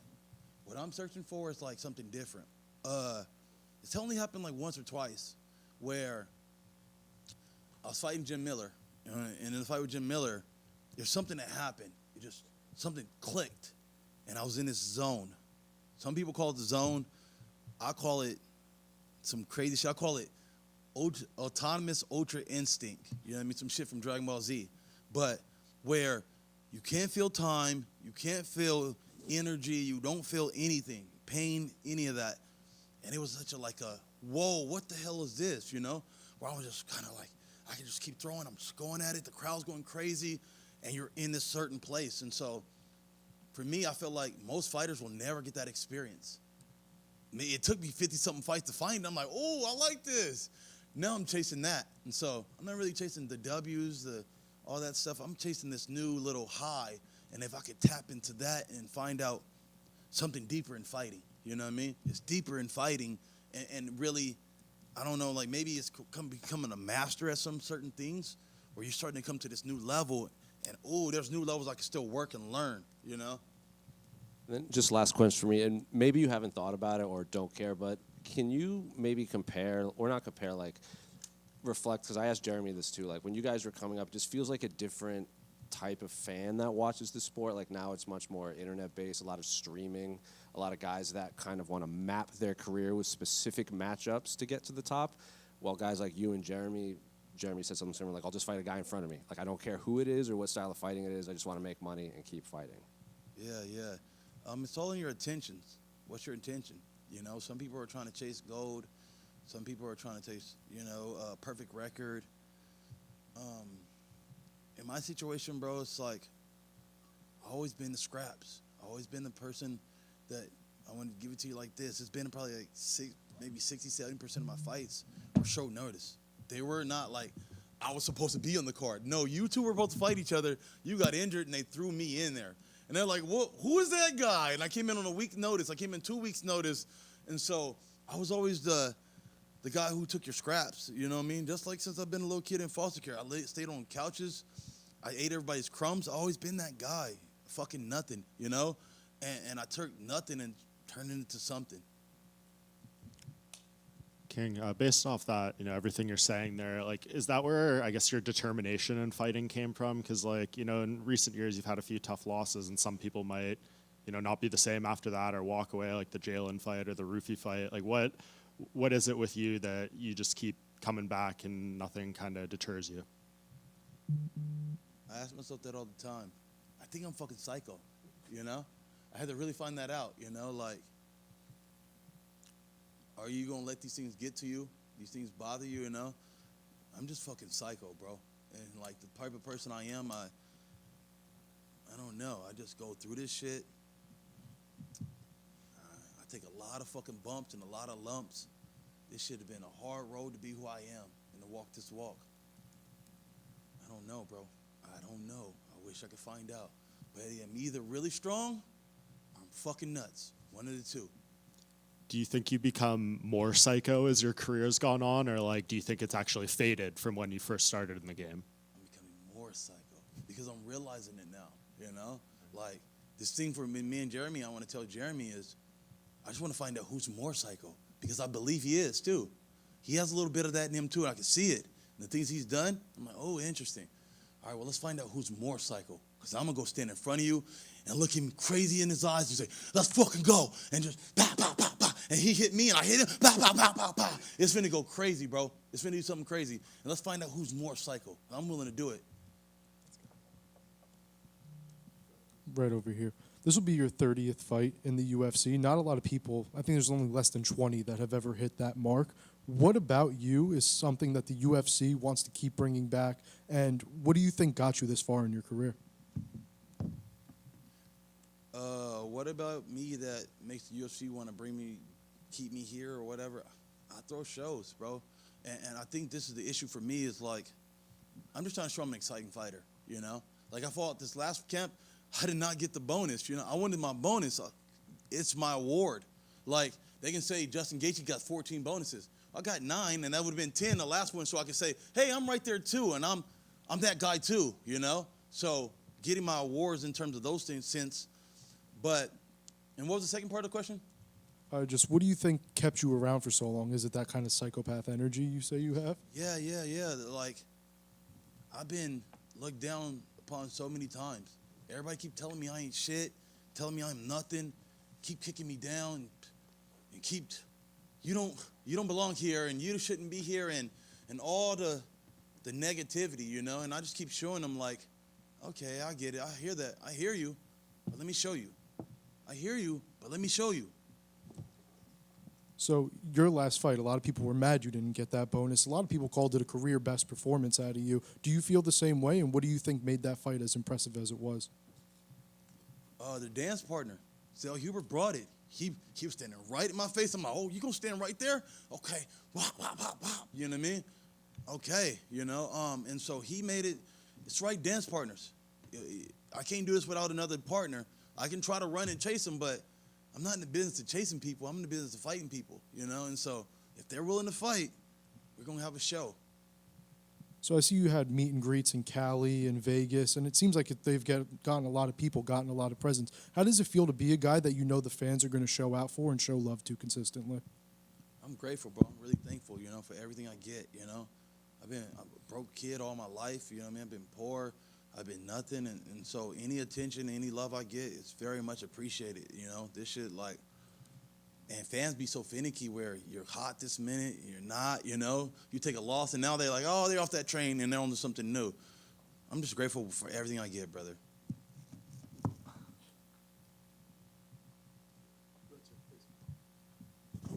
King Green right over here. Something I wanted to ask is where you and Jeremy Stevens, you were just saying both psycho, both guys who have been going at it for a long time, and both the people that the fans appreciate.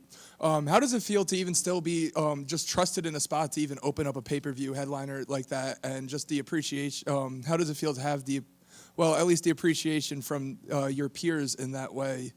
That you're still trusted to do this even in with the career winding down. You said career winding down. Bro, I'm just warming up. I may knock a couple more, maybe 3 more out this year. Who knows? I'm just warming up. I'm telling you, I'm fucking psycho. I'm just starting. I'll get mad and be like, all right, coach, coach, we fight next week. Let's go. You know what I mean? That's the type of person I am. If you make me mad enough. I just lost $300,000 in jury, so I got to make up and get some more money. I'm hot right now, bro. I really been through a lot right now lately. It's been a real dark path, you know what I mean? It's been real dark, and so I don't know, bro. It depends on how I feel and what's going on. I don't even know what your question was. I'm just fucking talking. It's okay. The next thing I was going to ask is what you just said about the darkness. That you just had that amazing. You're coming off that amazing knockout. You're having a fight with another legend in Jeremy Stevens, and you said you wanted a couple more fights this year. Are you hoping that fighting is going to bring that out of you, and maybe bring the light back a little bit? Am I hoping that fighting will bring the light back? What do you mean by light? Because you're saying it's dark? Yeah, Nah. That's some other shit, bro. That's life. Where I'm from the D. And I don't mean Detroit, I mean the Dino. With that being said, we got some fucked up individuals. And where I come from, I've been in foster care all my life where I still keep the same people around me. And so you got fucked up individuals around you. And I want to be the fake guy who, he got some money and now he just left to Beverly Hills, or he just moved out. You never see him again. I'm right back in the same streets that I grew up on. You'll catch me running on the block. That's where 50 niggas got shot on, And so I don't change for that. And so the darkness is the streets. The darkness is what come with this shit. Everybody playing with me right now. People have been playing on my heart. People have been playing on my money. Everybody that come near me, I got to feel like, what are you here for? Because they think you got some money. I bought a strip club, and they're like, oh, you got money, you're a strip club owner. You got money. So people play with you a certain way. They're like, well, let me get next to them. And now I got to question everybody around me and go, why are you here? Do you want some attention? Do you want some money? What is it about me that you want? You know what I'm saying? I feel like a giant cookie, and everybody wants a bite. I think that's all I have for today. Thank you so much. Sheesh. Kingren, do you see yourself fighting for a BMF at some point in the future? Damn, that's dope. You know what I mean? I never really had my eyes on any titles, but man, that BMF belt has been looking real good lately, My big bro is Nate Diaz. He created the belt. So it'd be an ultimate honor if I could fight for the BMF belt, grab that shit and be like, hey, Nate, this is yours. This belongs to you. Give it back to him. So that's my ultimate honor. If I could fight for the BMF, get a couple more wins, look at that BMF. I won't let you guys down where Oliveira, I don't know what happened. That was some bullshit. And it's like, you need that belt taken from you because the way you fought. We were supposed to see a scrap. That was a hug fest. And I'm kind of sad and disappointed in that. No, we got certain things that come with the BMF belt. You better bring that certain thing with that. King, just back here really quickly. You mentioned something about jewelry there. You losing some money on jewelry. What was the story there? I guess I will. I had an ex-girlfriend, and she was basically kidding me up saying, oh, somebody died, and she needs some money to help her and stuff. I help people. I take care of people, bro. So I let her come by, you know, give her a little money and stuff, trying to help her out. And I left to go to practice. I came back. I left my jewelry in the house. I just bought a new house. I'm in the house like maybe a week, you know, so I'm barely just getting shit put in. And I left my jewelry box in there. I normally keep in my car because I know I'm with some crazy motherfuckers, you know? And she took everything, you know? Took everything. Bro, I couldn't sleep for like 5 days, driving around looking for my shit. Like, it's been fucking dark, bro. It's been real dark. But it comes with this shit, you know? That was 300 grand, you said? Yeah. Crazy. Yeah. So you need the bonus then on Fucking Saturday. Psycho. I told you I'm fucking nuts. So you need this bonus on Saturday then? Yeah, I did. And then run it back again. I need all that and some more. You know, I'm that mad, I'm that pissed. I need that and more. So I plan on going back to work right after this, come back and do another one. Actually, King, just could you expand on your theory that to get the temperature of a new city, you have to visit a Walmart? That's the first thing you do. Yeah. Anywhere you go, I go to the Walmarts, anywhere I go. So as soon as we get off the plane, we land, I tell all my homies, put your shoes on, let's go. We're finna go running. We run through the city. I want to check the temperature. I want to see what the people are like. I want to see, I can feel it, you know? Somebody beep their horn, like, oh, what's up, you know? Okay, I'm getting some love out here or not, you know? But then I go to Walmart. Walmart gonna tell you everything you need to know. That's who's shopping around. That's the main commodity around. Everybody's going to Walmart, you know, to get their little shopping. And so you get to see what the people are like, what the women look like. You get to see it all, like right there. And it's like, okay, Walmart. Women at Walmart, not Whole Foods?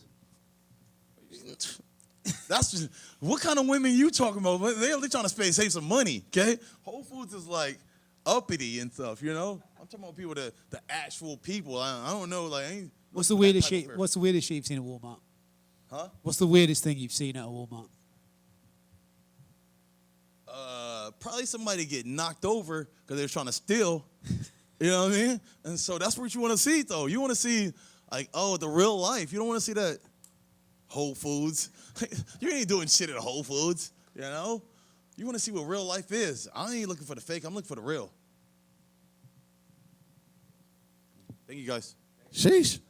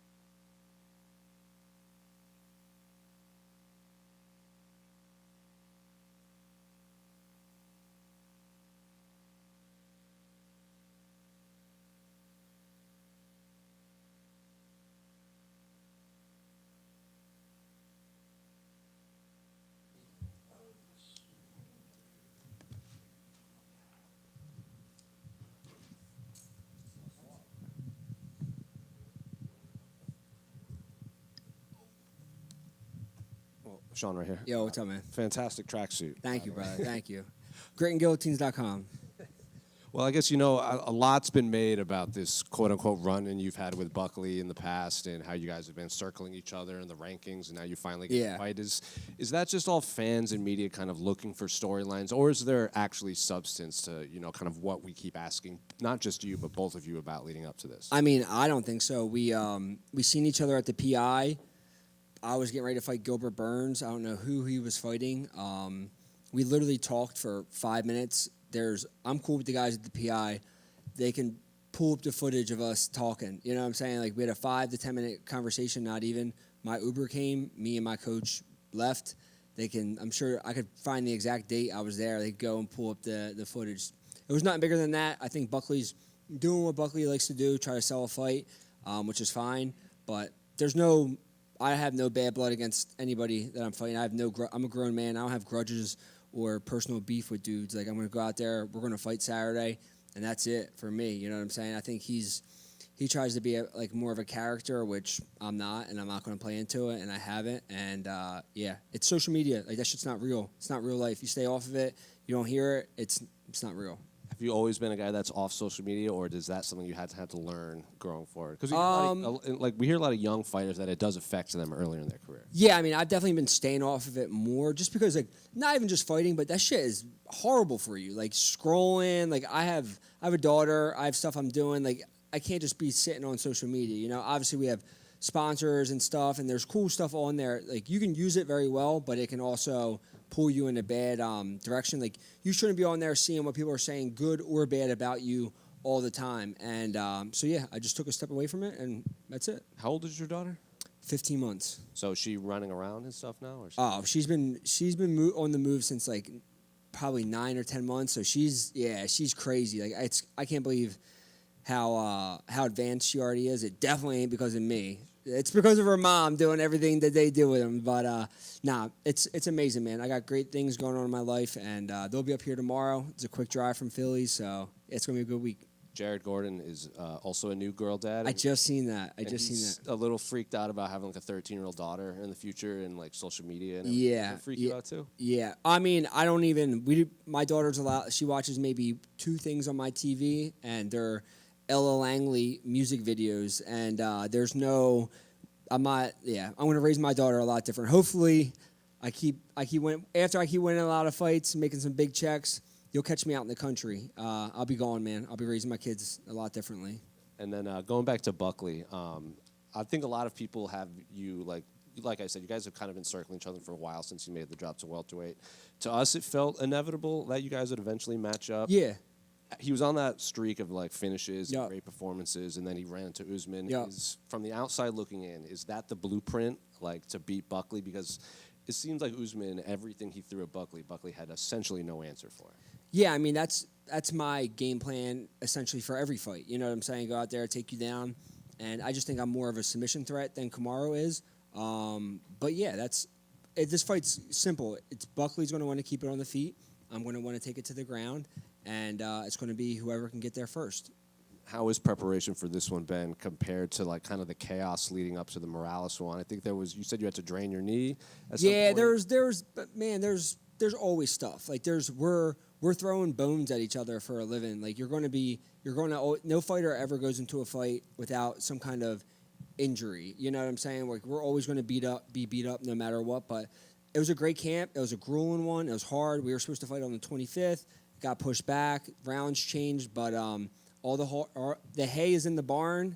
And Saturday night, we get to put it on the line. And where do you think a win does for you in this division? Because since all of your guys' fight in MSG, Cortes is essentially the only one that's fought since then. And that was last weekend. Yeah. So kind of a little stagnant top-heavy division. Yeah, and even I could have went out and say I would have beat Morales that night. I probably still want to be fighting for a title. You know what I'm saying? So the whole division's crazy. Cortes, if Ian Gary didn't sign that contract, Cortes is probably getting that shit next. You know, and who knows if Ilya wins? Ilya could move up and fight Islam. So I'm not worried about chasing the top of the title.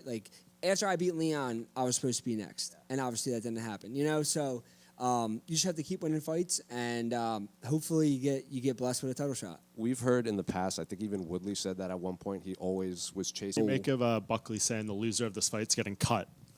Like I said, I didn't see that, but I'm definitely not getting cut because I'm not going to lose.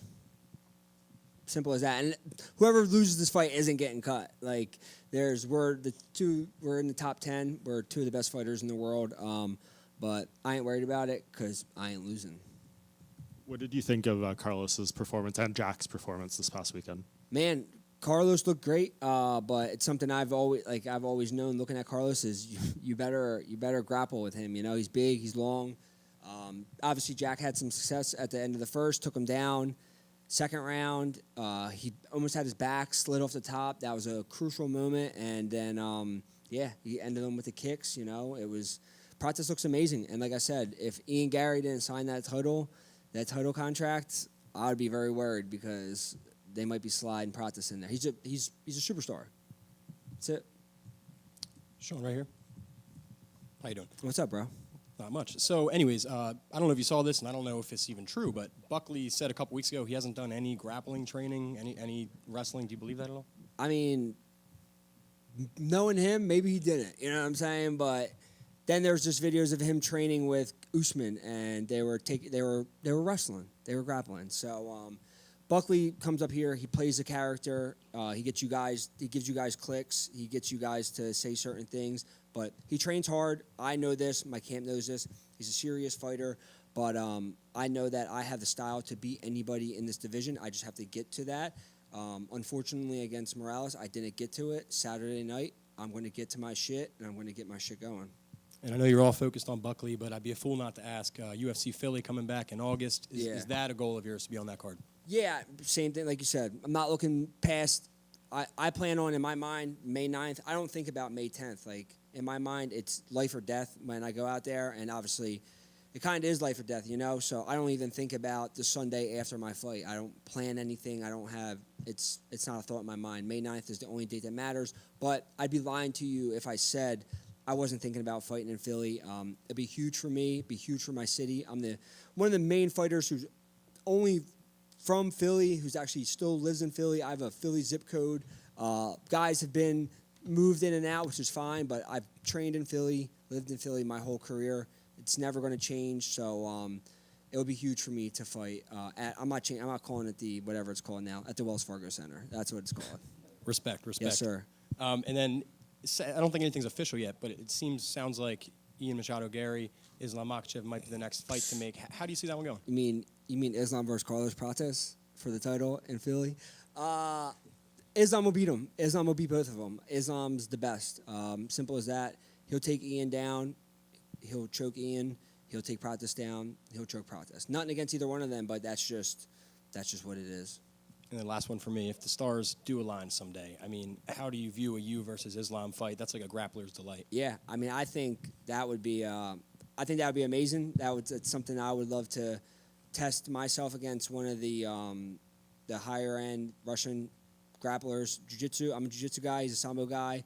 I think I bring more to the table than just jiu-jitsu. I've very good takedowns. But yeah, I got a lot of work to do. Who knows where Islam's even going to be in 2 fights from now. He might be retired, riding dirt bikes, and I respect that. Sean, you talk about Buckley having a character, right? Just curious, what do you actually make of this character and of him as his personality? I think some of it's funny. Like, I personally, like, some of it's funny, some of it's cringy. But yeah, it doesn't, like, it's what guys are doing now, and that's great. Like, if that's what gets you money or does what, it's just, I can't do that. It's just not who I am. And that's like something we even talked about that day. He was like, just asking me, because I blocked him on social media. And he was like, why you block me, man? I'm like, because you're annoying. Like, you're loud. Like, I don't like, it's just not something I'm into. And that's fine. You can do however you want to do it, but it's just not who I am. And it's not what I want to have my career. I don't want people to look back. I want to take like the George St. Pierre route. Like, I want to be just a respectable mixed martial artist who trained hard, was well-rounded, went out there, fought, and wasn't a piece of shit outside of the octagon. I'm not saying he is, but a lot of these guys are pieces of shit. So MMA is a huge thing in our lives, but that's something I've come to realize is it's more important of who you are outside of this than when you're in it. What did you think of his tribute to Bruce Lee when he was in Seattle? Who? Joaquin Buckley. Did you not see him visit the gravesite of Bruce Lee? Bro, I didn't see that shit.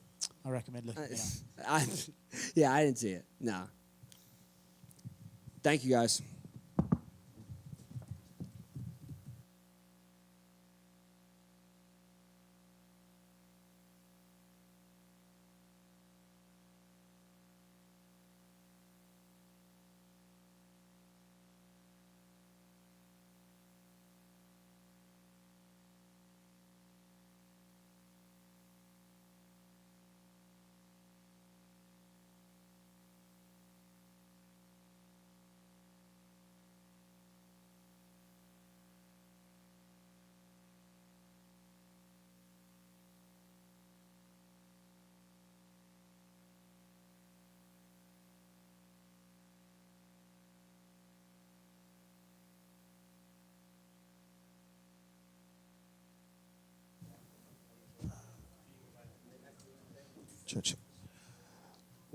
Well, Khamzat, they've been trying to keep you guys away from each other. You have security everywhere you go. Have you seen Sean Strickland at all this week? No. Some boys said they see him running away from hotel fast after the media. The guy who said he gonna shoot me, he gonna do this, that, and I don't know why he's still at the other hotels. And he was thinking no one gonna control me, and the guy is not here. We control this guy. Do you feel, what made you post the sparring footage yesterday, by the way? Why did you post that? No, just I find old videos, some stuff, just post that. Because he's saying I spar only weak people, And on the video, we spar easy, just touch sparring. It's not 100% like usually I do. Because he said he doesn't want to spar hard. And when I started his hard, he was coaching Coach Eric, these guys starting to punch hard. He had some problems with his coach Eric too, because I punched him hard. And he was always calling him can you stop this guy? Yeah, but this guy lies so much, brother. It's crazy. You say he's lying? Ask his friends is there. If the case is real, they're going to answer for that. What is more important to you right now, right? Because you represent Chechnya and you want to take your belt back to your country for the people there. But also, Sean's not being very nice about your country and some of the people there. Which is more important to you, to take the belt home or to silence Sean? What did you say? Is it more important to you to win this title and defend the belt, or is it more important to you to beat Sean Strickland? Doesn't matter for me. I just came here to work, but I just make money, beat somebody. And if it's Sean, it's Sean. If it's not Sean, we're gonna beat somebody else. So I don't care about that shit, He's doing his clown shit, so why should I care about that? And if it's gonna come the belt, if God wills, we're gonna have this Saturday the belt and go back home. Should be happy. To let everyone know, if tomorrow at the press conference they say, let's do a face-off, are you happy to do a face-off, or do you think maybe it's better to just wait until fight night? I'm happy today, but why should I not face off that guy, man? So I'm happy to fight. I'm happy to face. Why should not?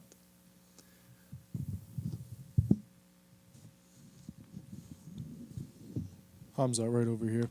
On the Jackson podcast, you said you don't care if you leave the UFC undefeated and that you just want to go and do big things. Do you think there's any big things left for you at middleweight after this fight, or are the big things only at light heavyweight? I don't think so, but still Sean, not big thing for me, because the guy I beat before, I did all 5 rounds. I took from a guy I win all 5 rounds and with Duplessis, and he beats him twice, bro. If I stay there, if I beat Sean, then Imamo getting beat on Sean. So what's the point? We just going like Russian roulette, just roll? No, you just want to go big fights. Alex Pereira, if you're gonna lose, he's gonna come down. He's a big fight too, big name. If you're not, I go to heavyweight, but maybe there as well. I need big names, big money. So I came here to do some big things, and just not stay here take the easy fights. So you're saying you're willing to even go up to heavyweight for a big fight if the opportunity is there? Of course, for sure. So you have a group of young guys that have been with you, Baisangur, Yusuf, Ansar. What is it like being the leader of these guys, and what is it like training and bringing up these young guys from Chechnya? I don't try to be a leader of anyone. Just all of us has some instincts like alpha wolf, So just good to be with them. Good energy. The guy is crazy, talented, hard workers, like me. So that's why I'm happy to work with them and be with them, help them. They help me. You've had Khalil Roundtree with you for this entire camp. He said that if you moved up to light heavyweight, it'd be an issue. What is it like to kind of have been training with him and get that praise from him that if you were to move up to light heavyweight, he thinks you'd kind of just beat everyone up? No, I'm never gonna fight Khalil, but I can fight. If I'm brother with you, I'm real brother. I don't do that bullshit things like Strong does. You call your brother one day and second day he fights you and. I can't do that shit, I want to be real. Khamzat over here.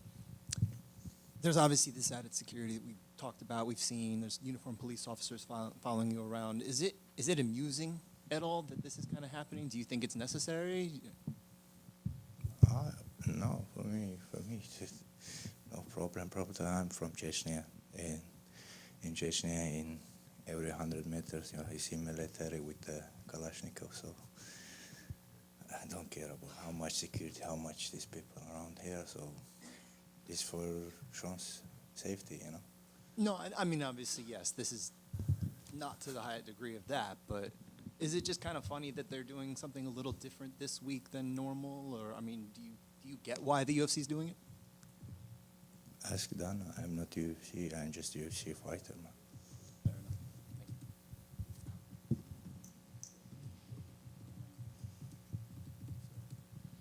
Khamzat, I was wondering, you mentioned there about potentially going to heavyweight. Do you watch like those guys in the heavyweight division and sort of see because a lot of people say that that's maybe one of the weaker divisions at the moment. Do you watch those bigger guys and go like, yeah, I would fancy it against them? Of course, I've always been trained with heavy guys, so I train most of my time with Alexander Gustafsson, Jimmy Manuwa, Gokhan Saki from the beginning of my career. And I was fighting 170. I trained with them, I spar with them, so for me never been problem with weights, So I like to eat and have fun in the cage. Did you see Conor McGregor's message about how you and Sean are fighting for? He said it was his belt. Did you see that? And what's your response? His belt, bro. He lost his belt 10 years ago, so I don't know. This guy should come off a little bit drugs and he's. What is this, purple something, he drinking all the time. So come back to normal work and let's fight. And I don't care boxing. I told the Zufi boxing, people think I'm just a wrestler. I don't need to use my just boxing. I'm MMA fighter. If I go to the boxing, I'm gonna show my boxing too. So you're talking about boxing, you're talking about moving to heavyweight. You also are going to be wrestling later this year. Will you wrestle Carl Snyder? If the good pays good, sure. But no easy money. I don't go to that kind of match. So if I want to wrestle like Olympic champs, I'm gonna go Olympic Games for UE. So it's one of the opportunity too. Going off of that, we spoke with one of your coaches, Alan, and he said after signing with RAF, maybe you could represent the UAE in the Olympic Games. Is that something you would be interested in? Yeah, of course. We gotta see.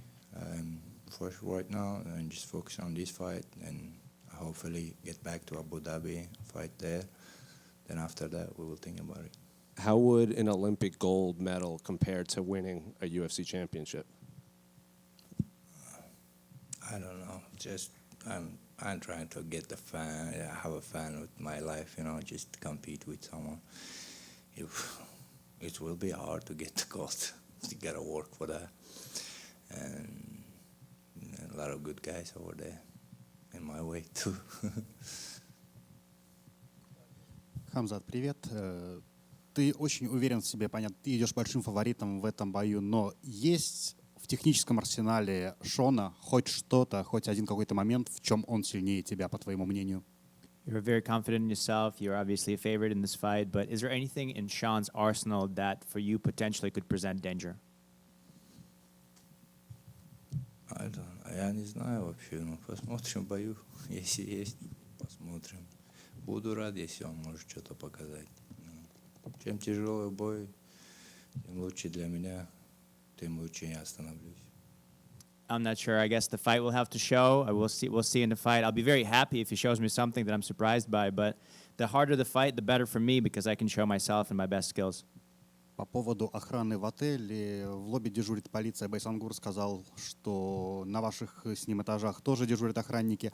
Как это влияет на твою подготовку каким-либо образом? В плане того, что, может, вы должны подстраиваться и сообщать охране заранее, или наоборот, охрана подстраивается под вас? Как это вообще технически происходит, или вы просто их не замечаете? Regarding the heightened security, I was talking to Baisangur earlier. He said that not only around the hotel, but also on your floors there's security. Does that affect your preparation this week in any way? Do you have to, for instance, let them know your movements and stuff like that? Does it affect you in any way at all? No, the guys, security guys, been always in other fights. I know some of them, I see many times. But why should they control us? Why should we control them? We just doing our thing, they doing their thing. Нет, ничего особого, ребята, я уже их знаю, мы на других боях, они тоже присутствовали, то есть они нас не контролируют, мы их не контролируем, они занимаются своей работой, мы занимаемся своей работой. Хамзат, попрошу тебя на русском ответить. Болельщики сейчас очень спорят, каким образом завершится этот бой, учитывая весь трэш-ток Шона, или ты попробуешь его за это все очень быстро финишировать, или наоборот, как в случае с Дюплесси, будешь мучить все 25 минут. Если не секрет, какой из этих вариантов тебе ближе, или у тебя, возможно, есть какой-то третий? The fans are wondering what kind of approach you're going to take to this fight. With all the trash talk that's been said between the two of you, specifically from Sean's side, are you looking to punish him and really just maul him for 25 minutes, just like you did with the former champ, or are you looking to finish this quick? What's the approach to the fight? Я ничего не планирую особо. Я планирую просто подраться, и что там получится, то и получится. Буду идти в бой, как всегда я иду. И если Аллах даст, будет победа. I'm not planning anything specifically. It's going to happen the way it's going to happen. I'm going to approach the fight the way I always approach the fight. I'm going to come out ready, and with God's help, with Allah's help, we'll see what happens. И последний вопрос от меня. На прошлой неделе я разговаривал с Шоном и задал ему вопрос. Понятно, что между вами вражда, но вне зависимости от результата, готов ли он пожать тебе руку после боя? Он сказал, что нет, и, скорее всего, вы умрете врагами. Такой же вопрос тебе. Вне зависимости от результата, готов ли ты после боя протянуть руку Шону? Final question. I spoke to Sean last week after his open workout. I asked him at the end of the fight, without looking at the result, whatever happens, happens, will you shake Khamzat's hand? And he told me that no, there's going to be no handshake, and most likely you will die enemies. Same question to you. At the end of the fight, win or lose, are you willing to shake his hand? Я не думаю об этом. Зачем мне думать об этом? Пожать руку или не пожать руку. После боя, наверное, больше его в жизни я не увидел. Поэтому мне без разницы. Пожать ему руку, быть с ним другом, быть с ним не другом.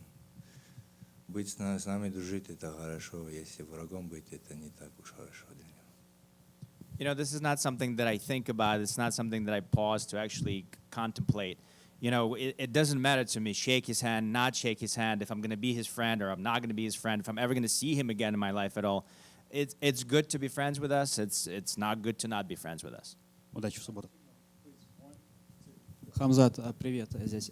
Скажи, пожалуйста, в бою с Дюплесси рефери дважды поднимал тебя из партера, что давало шанс сопернику. Стрикленд местный боец, очень важный для UFC. Сейчас эра Paramount, да, когда нужны зрелищные бои.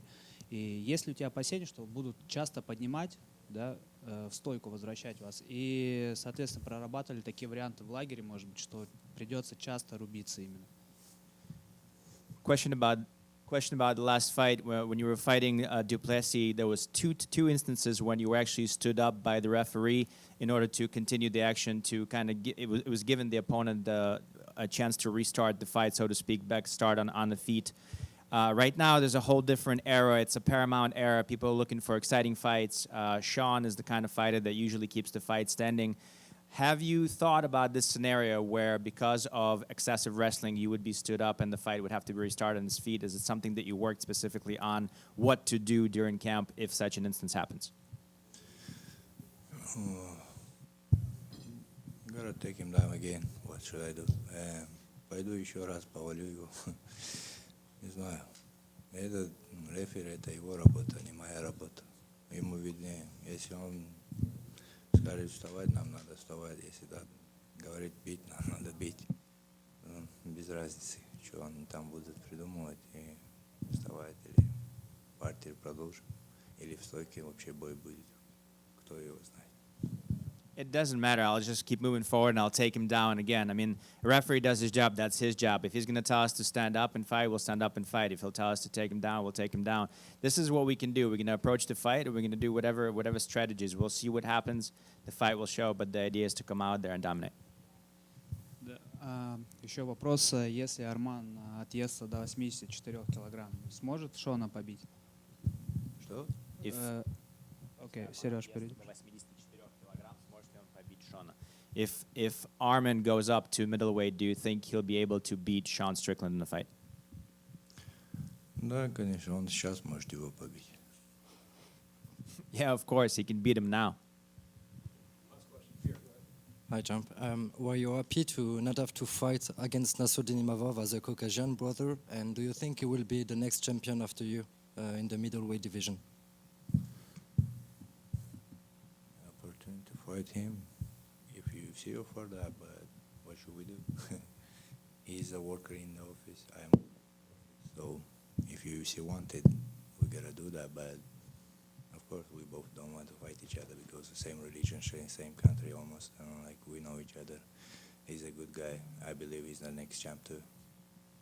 Thank you. Good luck. Khamzat, to your left. A lot of the rumors about you and Sean sparring is that you were able to submit him in the gym. No one has ever attempted a submission on Sean Strickland in a UFC fight. How do you think he's going to react when you try to submit him in the cage? Who he fought kind of me? I don't know. I never seen some good wrestlers. Think about it. Imagine the DP something like 10 times. And if I try to take somebody down, there is salam alaikum.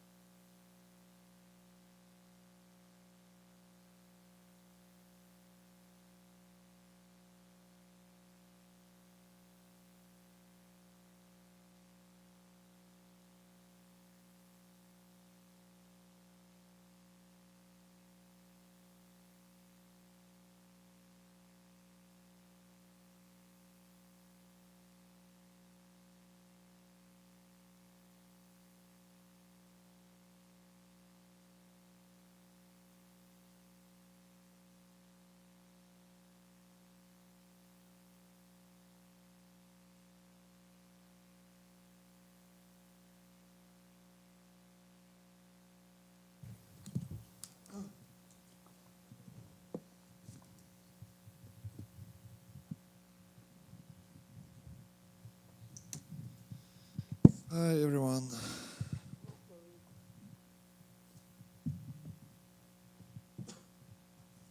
That's good. Well, Alexander, you've essentially fought every type of heavyweight in there. You fought tall, long ones. You fought in short, stocky ones. I guess Waldo is, relatively new to the UFC, but he has racked up a lot of wins. So I guess what do you make of him as an opponent, his skill set, and does he present anything you haven't seen in your career?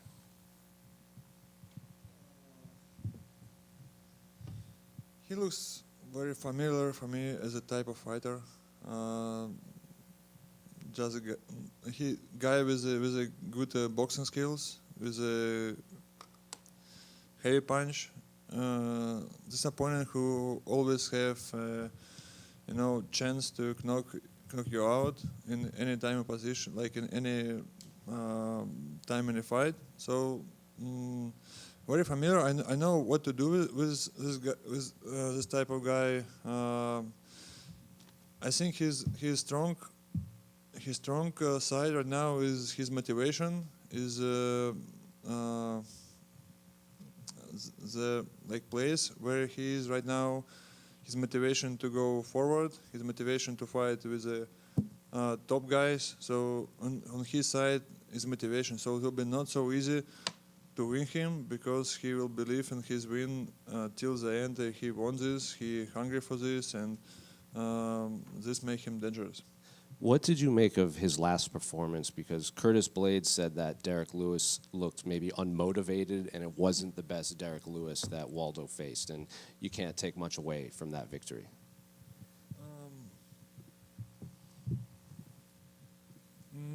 I don't know. I saw Derek Lewis in Vegas in UFCPI before the fights. He looks in very good shape. He probably had very good camp before this fight. I don't know why he didn't look motivated. And this type of guys like Derek Lewis and Waldo, they have a good punch, but they also sometimes afraid of a hard punch too. They have just good advantage having his overpower against the opponent, but when they meet the same guy and feel he can punch like back, they can be unmotivated just right in the fight. So this happened. So I don't know what really happened in this fight. It's very hard to compare my skills and Derek Lewis' skills. I have so different moments. What I learned from each of his fights is how he move, how he do. His like moving patterns, how he react on attacks, like different things. But I will use my own skills. You've been very active in this division, and you've also been very vocal about how the top of the division isn't as active as you.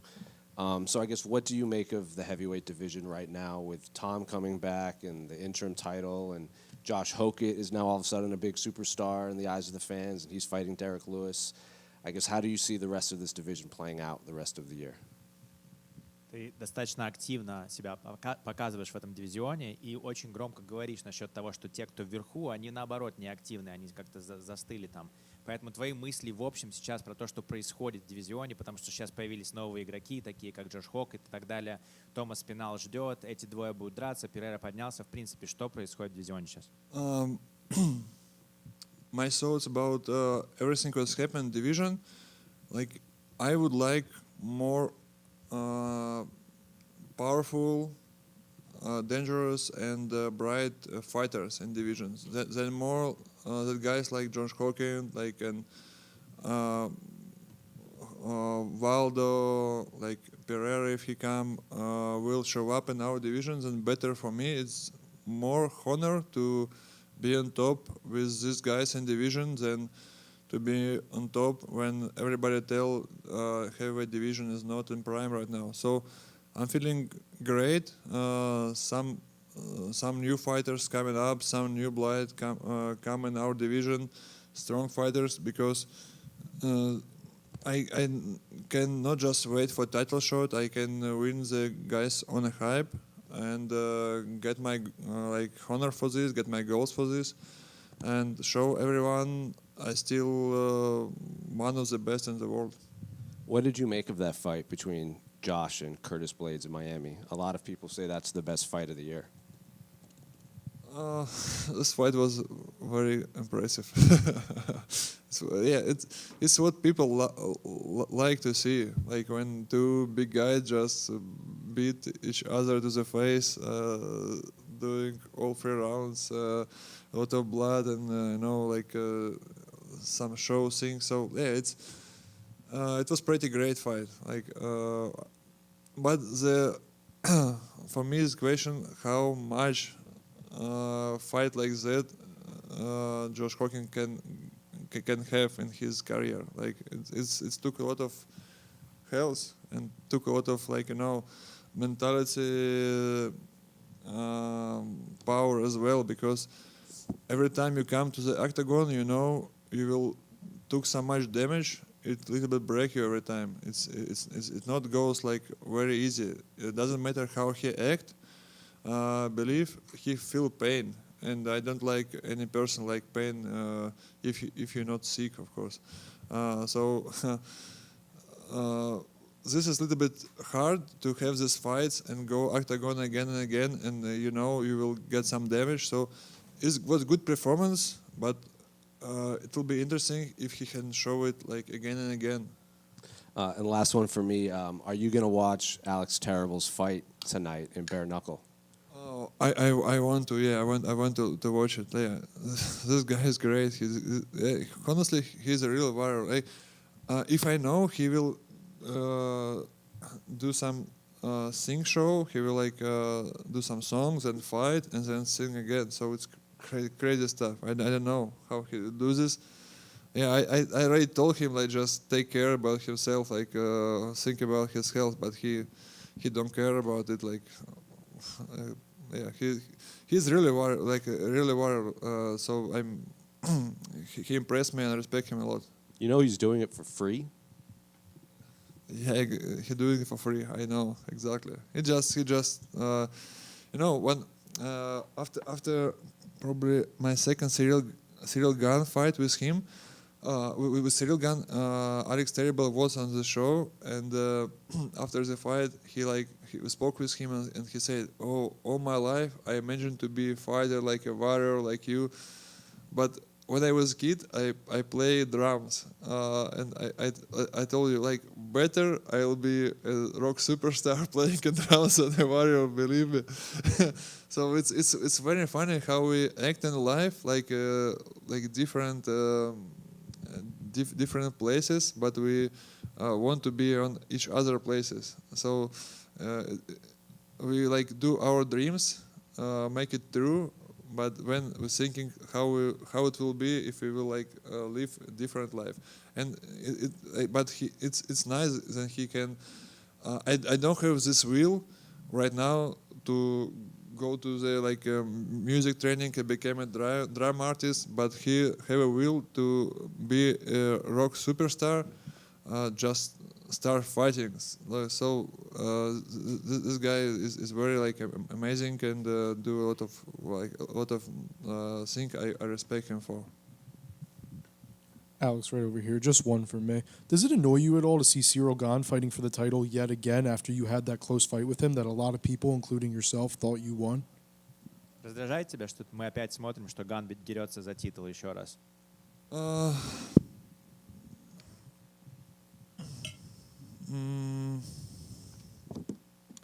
I'm trying to stay calm with the thing. I cannot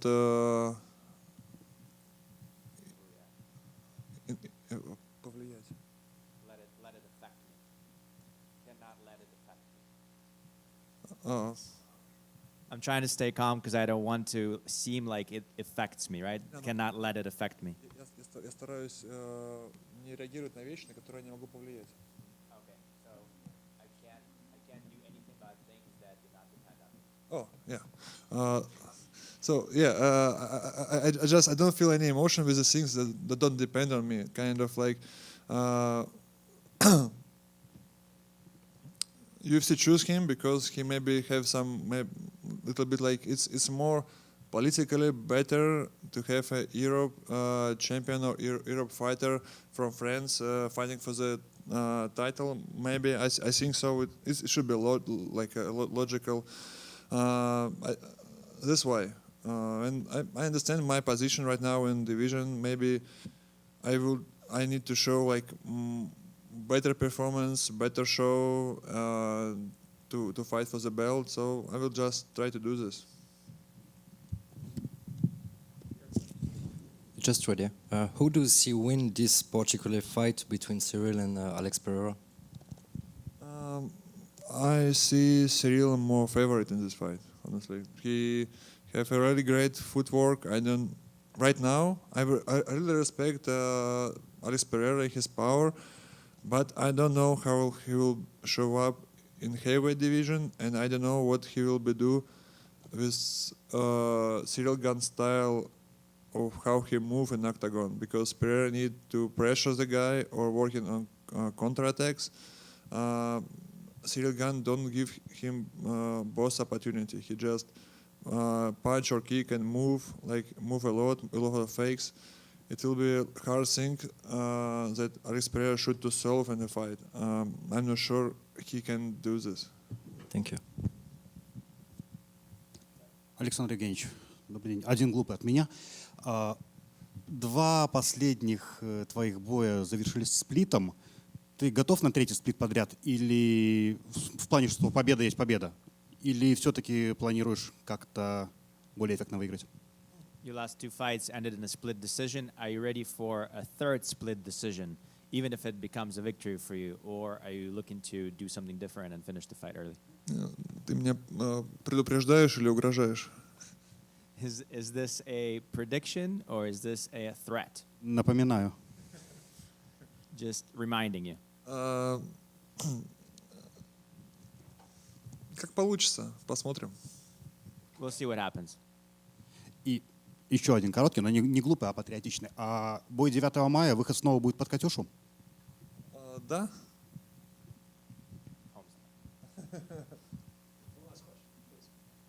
Alex, Khamzat was discussing earlier about the possibility of moving up to the heavyweight division in the future. What are your thoughts on that and maybe a future collision course between you and Khamzat Chimaev? Oh, I will be excited if he comes in heavyweight division. It's very interesting for everybody to see if he can handle his wrestling skills with so big guys. Yeah, it will be very interesting to watch for everyone. So I'll be okay and very exciting if he come to heavyweight. Thank you.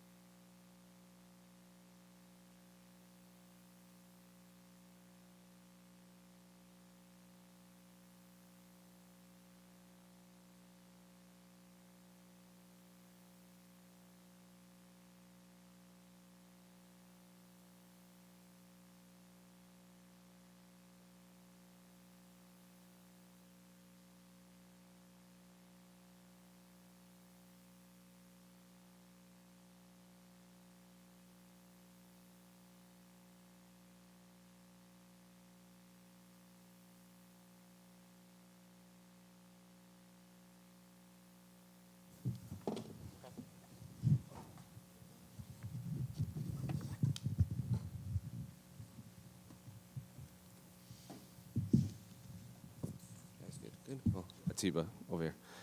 It's good to see you again. I guess how's life been since your last performance? You know, a lot of people were making a lot about this knockout streak that you had, and then you finally got the 3 rounds under your belt. So you said you learned a lot from that fight. So I guess from then to now, just how's life been, both in and out of training camp?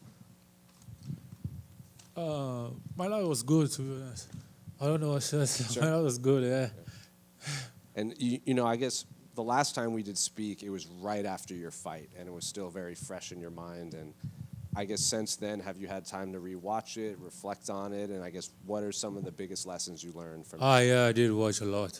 I did watch a lot my fight again, you know, and I've learned a lot also about myself. We try to readjust like many things as well.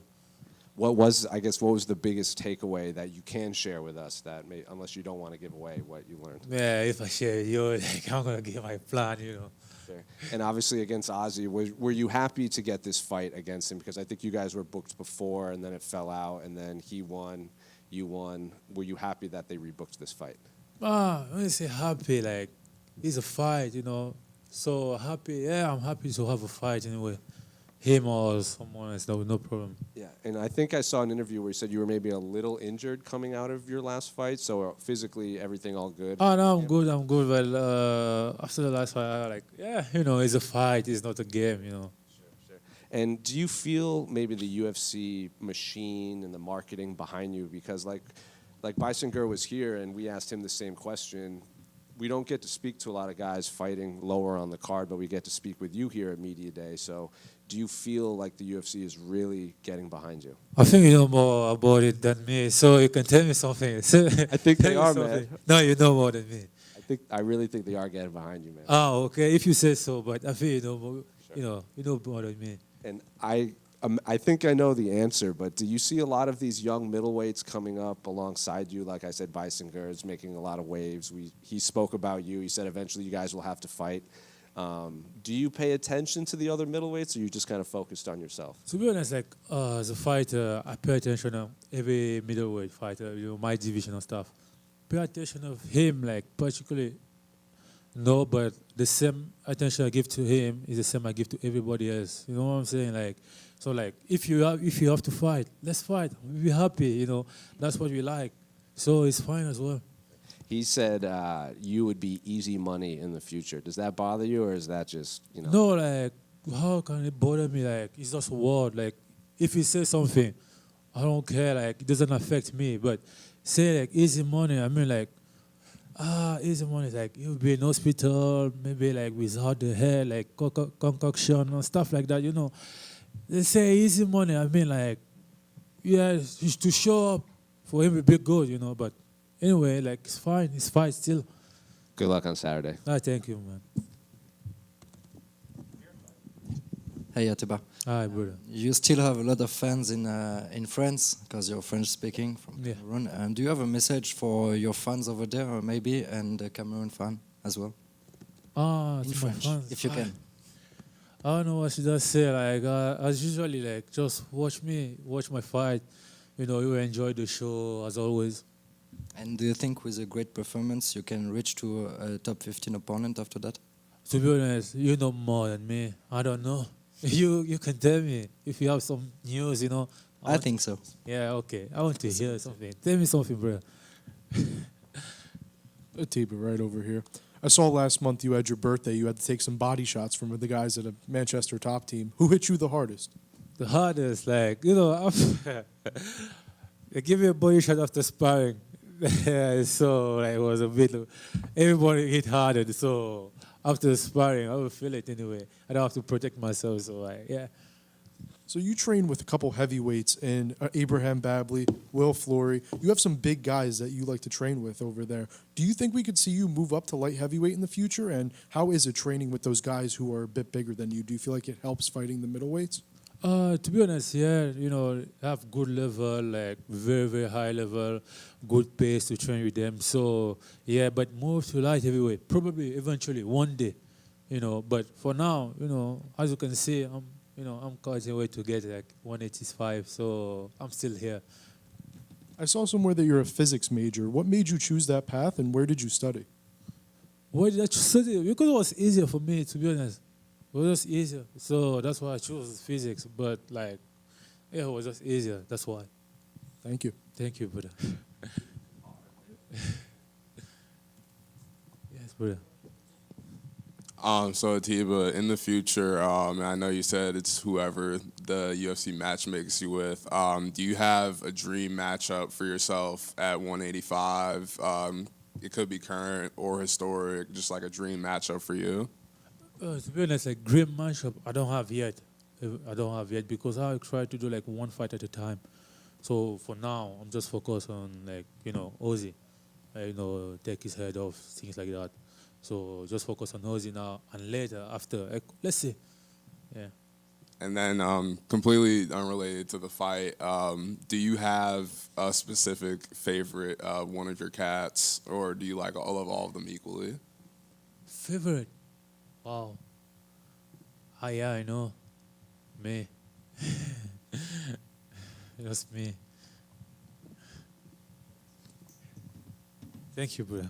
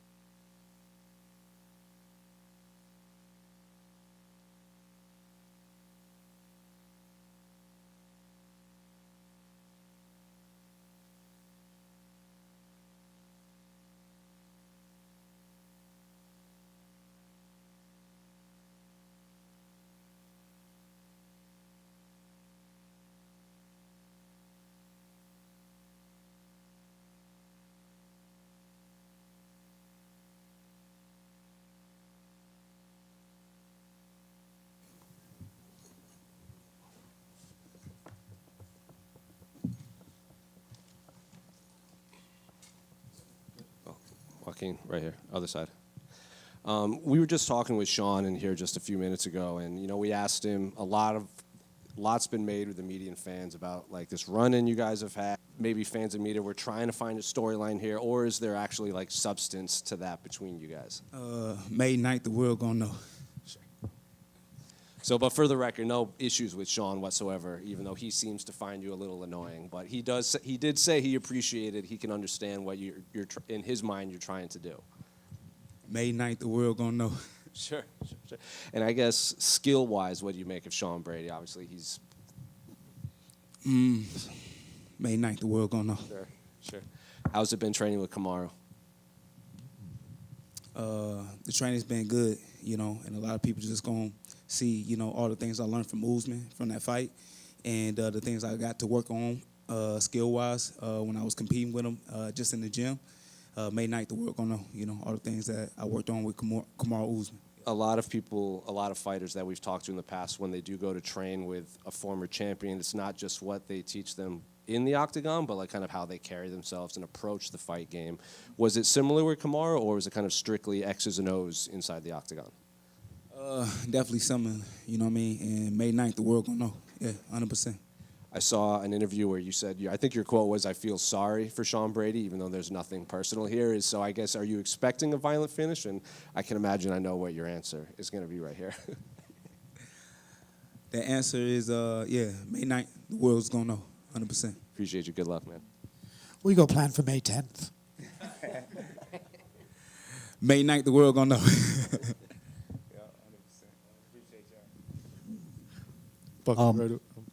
How is working with Marshawn Lynch on your mic skills? It's going good, But to be honest with you, just going back on like the interview, it's just like I don't have much to say. I think I've been saying it long enough. I think I've been giving the world, enough of my personality and all the things that I bring to this organization. So just May 9th, man, I'm just excited, bro, just to really go out there and perform. So you kind of said that you have said everything that you want to say. Were you kind of mad you didn't get included on the press conference, or were you like whatever about that? That's a great question. I feel like for me, that's where I should have been and where I should be. But May 9th, I just got to show the world, why I'm a superstar and why I'm a main event fighter. Well, let's talk about May 2nd for a second. What did you think about Pradez's performance against Jack Della Maddalena? It was good. Thank you. What will the world know on May 9th? They're going to find out, They're going to find out May 9th. I appreciate you, Joaquin, as a martial artist. Obviously, you burst on the scene with the, do you have, what do we call it, the Buckley kick? You can call it many things, I got a lot of great highlights within the UFC division, 8 knockouts, overall. But, I really haven't gave that, kick a name yet, But I think butt kick, that sound nice. That sound good, yeah. I love it. You're the man. In terms of training partners, obviously Kamaru's as high as it gets. Is there any, like, straight jiu-jitsu guys that you brought in to, impersonate or reflect Sean's game? Nah, not at all. Not heavily. Nope. Thank you. Joaquin, right here. Beyond May 9th, June 13th, Real American Freestyle going to St. Louis. Interest on that card? Yeah, I definitely have some interest being on that card, especially because they come to St. Louis. RAF was a great opportunity for me to, to step out there and really compete. So, I'm looking forward to, after I beat Brady, May 9th, going out there and competing at RAF. And we were just talking about the buck kick, which is interesting because I saw you actually were training with Impa Kasanganai. So how was it to write a new chapter in that book, I guess? I guess with, going out there and you talking about training with Impa. Yeah, going out there and training with Impa, I feel like, it was needed, and it came, at the right time.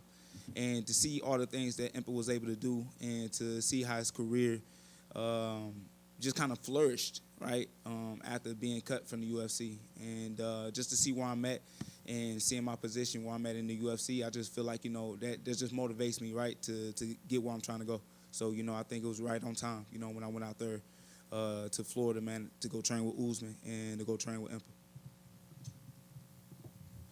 Joaquin, right over here. So before your 11-month layoff, you were going on a little legend killer tour with Colby Covington, Stephen Wonderboy Thompson, and Kamaru Usman. Unfortunately, you did come up short against Kamaru Usman, but it was a fight where you looked like you belonged in the cage in there against one of the greatest of all time. Now going into this fight against Sean Brady, do you have a mindset switch when it comes to fighting more like the modern fighters that are ranked compared to the legends, or is it the same mindset heading in all the time? That's a good question. May 9th, the world gonna find out. That's perfect.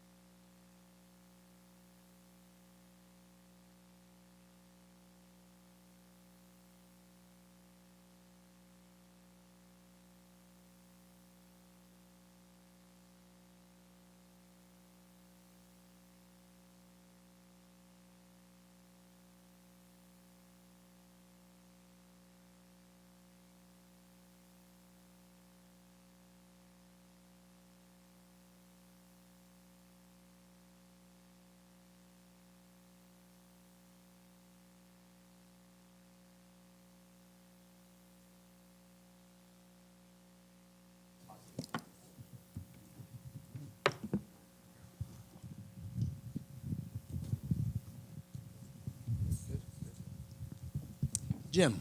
Yep. I know you fought in the Garden before, and you fought recently there too. But we've talked before, and I know how much more New Jersey means to you. So how is it for you to get back? I know you've only got a limited number of fights to get back and fight here in New Jersey. It was important for me to fight here before I was done. So it just kind of it checks off one more of those boxes that I can be happy, you know, when I do hang them up. So yeah, you know, New Jersey is my home state as much as I've been trying to get out my whole life. You know, but yeah, these are my fans. This is where I cut my teeth as a young pro before I got to the UFC. Yeah, I wanted to fight here, you know, because even though it's only a handful of miles away, right, over to Manhattan, but yeah, still, I feel like Newark is my home arena, even though I'm 40 some odd miles from it. Sure, and obviously your family, as you've detailed, has been through the ringer over the last year. Will they be in attendance for this fight? Yeah, they will. You know, my kids haven't been to too many fights. They've only been to 2 thus far. They came to my fight down in Florida in 2018 or something like that, and then they came to my fight in Vegas against Cerrone, the second one there. So, you know, like I my youngest was born in 2009, and then honestly, I've never been a huge fan of bringing babies to the events. So I didn't want to bring them when they were super little, and then it was like, oh well, if I bring the older ones, then the younger ones are they're gonna feel jealous. So things worked out in those last 2, and now they're old enough where it's a lot easier to bring them, you know, to the event and sometimes have them shuffled around, right? So that first card they came to, the last minute they were pulled from their seats, you know, up in the bowl down to cage side, and like my wife and one of the women that works with PR had the 2 babies in their hands, and they're sprinting and getting on an elevator. So yeah, it'll be nice to be able to share it with them, and hopefully they're a good luck charm, and I have another good night. How particularly excited are the kids, especially because, you know, your son went through all that he's gone through in the last year? You know, they're excited to come. They know this is what I do, and right, they've been around it their whole lives. So they've also seen a couple tough ones. So you know, they watch no matter what. But yeah, it's like I said, it's more for me. Like they can, you know, they're probably not gonna fully, you know, understand, right? And for a few more years of what this has meant to me and what I've been able to do. So yeah, at this point, it's like, hey, I'd like you to come and be a part of, you know, my night, and yeah. We've also not had too many New York versus New Jersey fights, and this is a rare case of it, obviously. I mean, do you feel any added, I don't know if it's pressure, but any interest in kind of representing New Jersey in that way? Not even a little bit. Yeah, you know, it's a fight, so that's all that matters to me. Is you know, I need a willing dance partner on Saturday night. And lastly, why is New Jersey pizza better than New York pizza? Because we're willing to put pineapple on it. You got to do it right. You know, you get the sweet from the pineapple. You get some spice from a jalapeno or pickled jalapeno, and then you get like some umami from a bacon. Like, listen, if I put pineapple on a pizza, it's gonna be good, right? I mean, you'll make it. I understand. Yeah. It's controversial. It is controversial. That's how far I'll go into the controversy. So. Thank you. Jim, other side, right here. Yep. Obviously, every fight we talk to you, it's like, you know, pushing 50 UFC fights in this. You've almost done 50 training camps for UFC fights. But this one is probably one of the more unique ones, just given what's going on outside of it. So I guess I will never prepare for a fight, and I hope to God I never have to experience what you went through. So, like, what's it like balancing those 2 things? Like, you have to prepare for, like you said, a fight. You also have this thing that's been looming over your family. You know, it's weird because it's almost like, you know, we're all out of it and in the clear now, which is great. But I was preparing to fight. Like I said to somebody the other day, like I got kind of like the Adrian Balboa speech from my wife. It wasn't as cool to like and you wouldn't have been able to put it on a T-shirt. But it was more so like, hey, you need to fucking go fight. But yeah, like I this is who I am and this is what I do. So for me, not being in the gym was hard. But like yeah, like I need it. I need that push. I need that the grind of it, and it's almost like a little bit of therapy for me to go in and get a sweat, and I'm very like I mean I get tunnel vision in the octagon, but like I focus on what's in front of me. I'm not one of these people that's very good at multitasking, right? Like if it's in front of my face, I can deal with it. So like being able to switch that stuff off and hop on the mat and like do what I need to do, and then yeah, as soon as I'm done, then we focus back on whatever we need to. But that's carried me through some fights where there was some wild stuff going on. So yeah, like training was part of my way of dealing with the added stress. And what do you make of Jared as an opponent? Because next year will mark 10 years for him in the UFC. Mm-hmm. And when he made his debut, you were already 10 years into your UFC run. So I guess what do you make of like Jared's overall skill set? Yeah, he's very talented. He's a great boxer. He uses wrestling really well. He's very crisp. I like his style. I like watching him fight. And yeah, he's tough as nails. So these are the fights that get me really, really pumped up and fired up because I've seen my opponent fight a bunch and I've enjoyed watching them fight. So it's like, hey, like I want to go and I want to share 15 minutes with that guy and do the same thing, So yeah, it's a fight against a tough dude, and yeah, like I'm pumped. He's a new dad. I think he's like a new girl dad.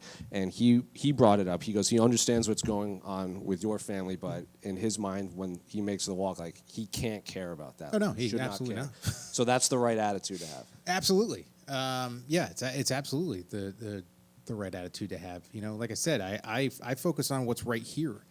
There have been plenty of things that were outside of my control that have happened throughout my life around fights and fight nights, I was literally just talking about sharing a card with my brother. Yeah. That is in itself was hard when we did it at 124, and then doing it again at 128 on a day that he probably shouldn't have been fighting, definitely shouldn't have been fighting. And to do it back to back was wild, but it's like, hey, I'm about to step into the octagon against the undefeated, Iranian national champ wrestler. Like this is not the moment to let any of that in. So yeah, that's 100% the mindset that he should have, and I don't expect him to carry that and any of that into fight night. It's yeah, like we can separate being a fighter and being a father, I also saw on Instagram you took time out to kind of defend Nate Diaz's career. Yeah. I asked Jeremy and King Green about this because they've also like been doing this forever. Do you see like such a drastic difference in the way fans kind of treat fighters these days to like maybe back then? Because King, like Bobby and Jeremy are like, we'll just fight whoever. Like, it doesn't matter. Wins and losses don't really matter to us. Like, we want to win, but like, it's about a good fight and providing and making money and everything. And you took time out, I think, to say like, there's nothing average about what's Nate's Absolutely done. not. Yeah, and it's not even so much the fans. Honestly, it was another former fighter. And one of the best to ever do it. Right? It's like you go into a room and there's 6,000 of the tallest people ever in this room, and a guy who's in like the top 5 says a guy who's in the top 10% is average height. Like it doesn't make any sense, Yeah, like Nate's Nate's career is he's done what a vast majority of UFC fighters couldn't do. And if we're gonna, like you wanna talk crap about him, about something else. But like you can't say that main eventing whatever it was, like eight cards, fought for the title, had some massive cards with Conor and stuff like that. Like a huge fan favorite, fighter favorite. Again, and like I think the knock was like, oh well, his win percentage dropped. But if you look at anybody that gets like over 20 fights in the UFC and starts approaching 30, obviously they're the outliers. We can't take John Jones and GSP and put them in the category of the typical fighter. Like as you start to get to 30 fights, dude, you start stacking injuries. Things come up, family things, this, that, all the other things. So it's like it gets harder to keep a super high win percentage, and it all looks the same, right? Like everybody's percentage at that point looks the same, and there's probably reasons, right? There's probably very specific reasons why that occurs. This is not a sport for the faint of heart. It's a literal meat grinder, and to be in the organization for what you're approaching, like if you could keep up with 3 fights a year, which most of us can't, right? Like I have under 3 fights a year, my average. You're in the UFC for over 10 years. Like, an NFL player having a career for 11, 12 years is an average. It's like let's not talk shit about one another and kind of make stuff up just for attention on social media. You happy to see him get that big payday against Mike Perry? Nate's fight against Mike Perry.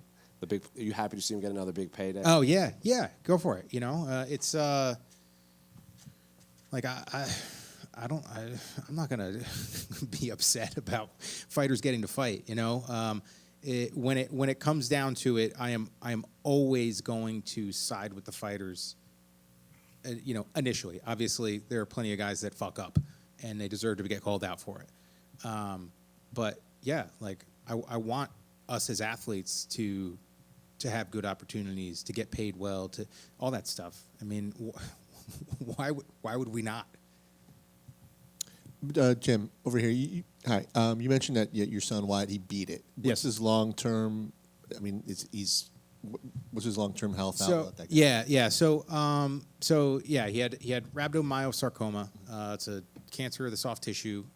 It was tucked into his eye socket and sinus, kind of. Pretty aggressive. There are a couple different types. Fortunately, he had one that was slightly less aggressive. But like things happened like super fast. I mean, he complained about something in his eye.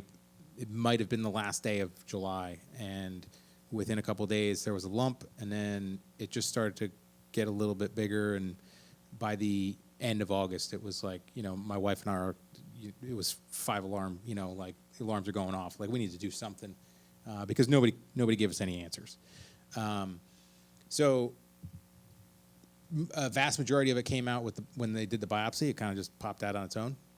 So we went through 2 courses of chemo and a 5-week course of proton radiation.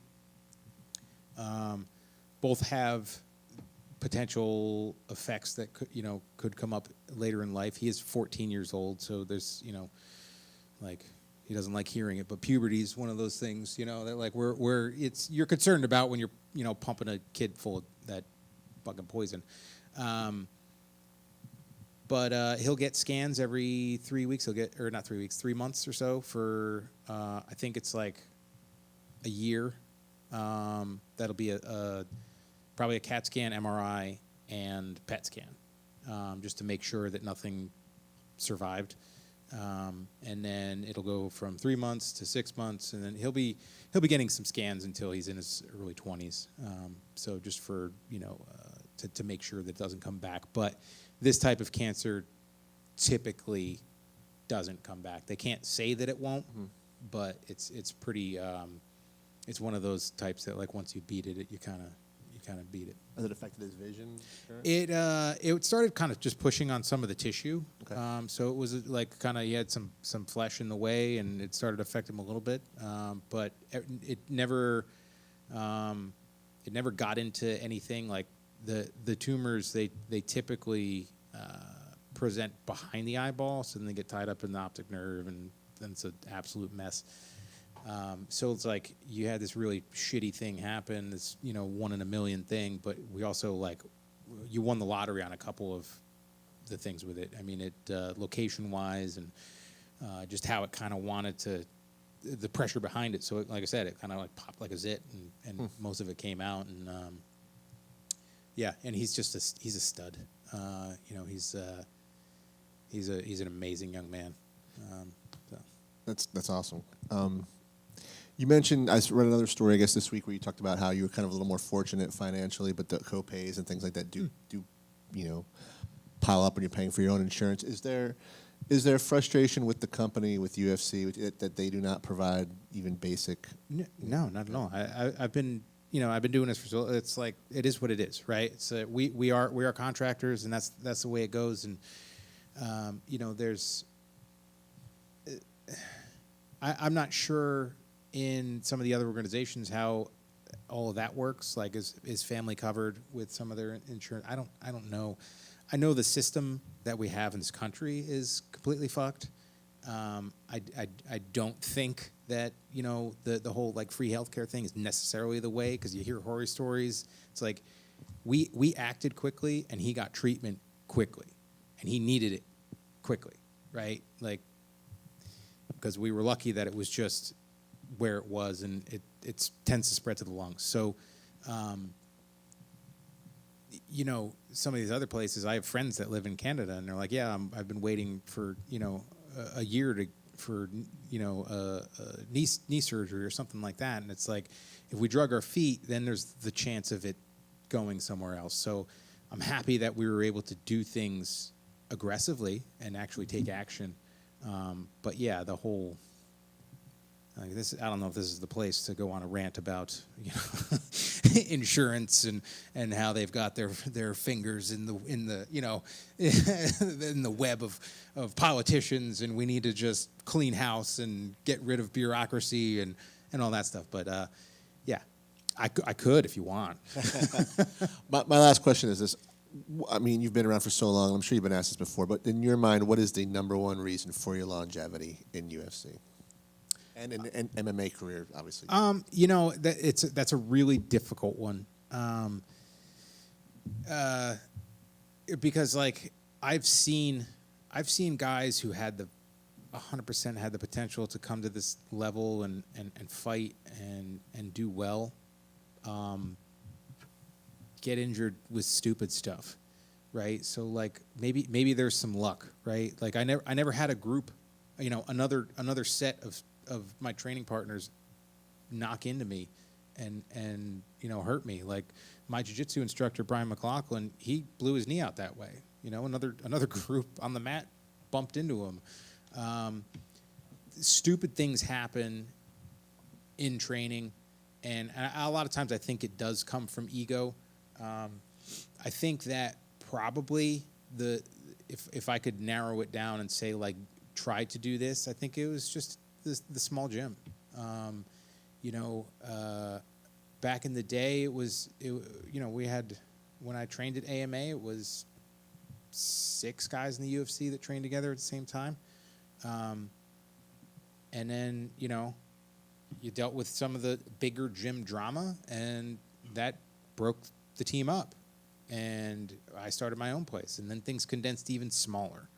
And for the last dozen years, I've had a very tight-knit group of guys that I can trust, and I can train with, and I can come in on a bad day, and I can train with. And if some random killer from the mountains over there and on the border of Asia and Europe comes over and doesn't speak a lick of English, and they want to make a name for themselves in the gym, And it's like, well, I'm 2 weeks out from a fight having a bad day, and now I got to deal with somebody trying to legitimately fight me, on the mats. Like, I think that, yeah, like having a small gym, being able to control that training, and not doing stupid stuff just for the sake of it. Like, this is hard, so let's do it.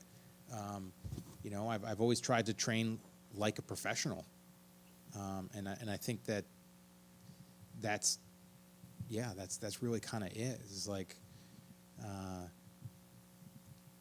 I've trained with guys preparing for the NFL Combine and stuff like that, and my strength and conditioning coach Martin Rooney, he's been around like all those athletes from in all the sports, and yeah, his words of advice were always like, to be a pro, and it's like a football player's not going full bore, right before a game, or 3 days before a game, right? And like, every snap that they take is with a purpose. So like every role that I take is that I do is with a purpose, right? Every training partner that I train with, I go with them, and they don't like it when I say it, but I call them my tools, and I use them specifically. There are guys that like, hey, they're better wrestlers. So depending on how I'm feeling, like if I'm feeling good and froggy, then like I'm gonna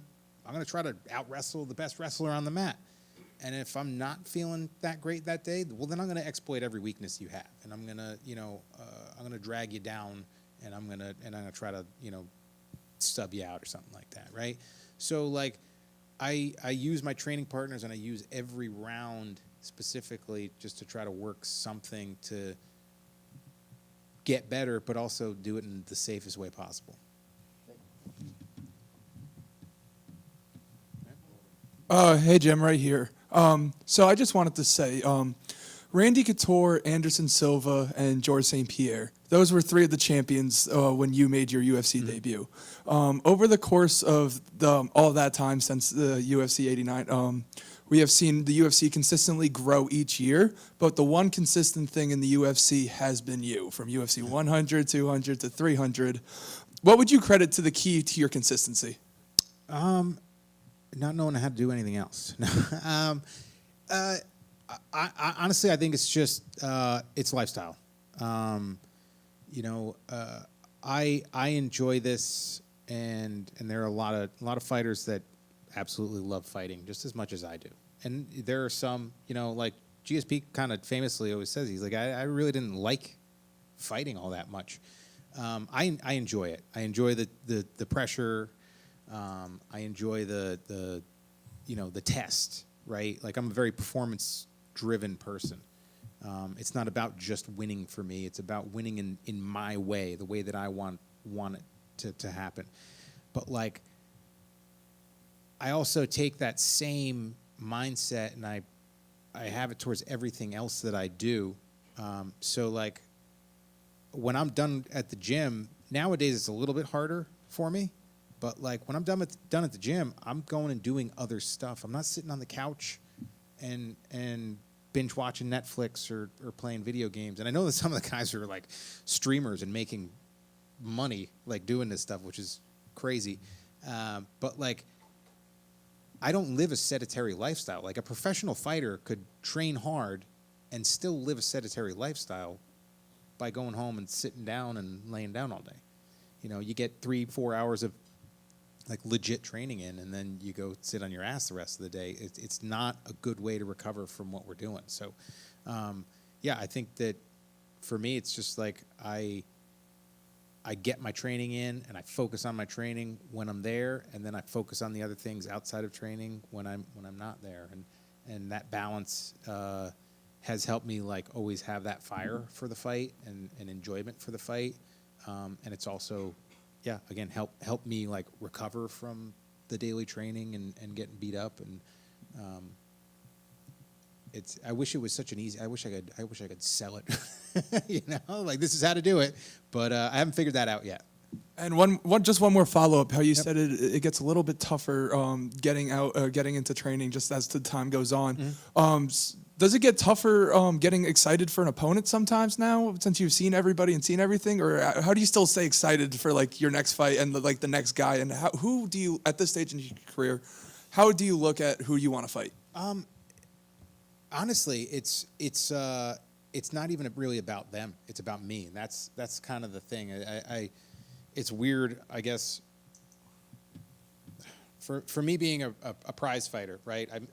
To make what I make to show, I have to win, right? Like when you add in camp and you add in taxes and you add in all this stuff, right? Like to make your show money, you got to win. I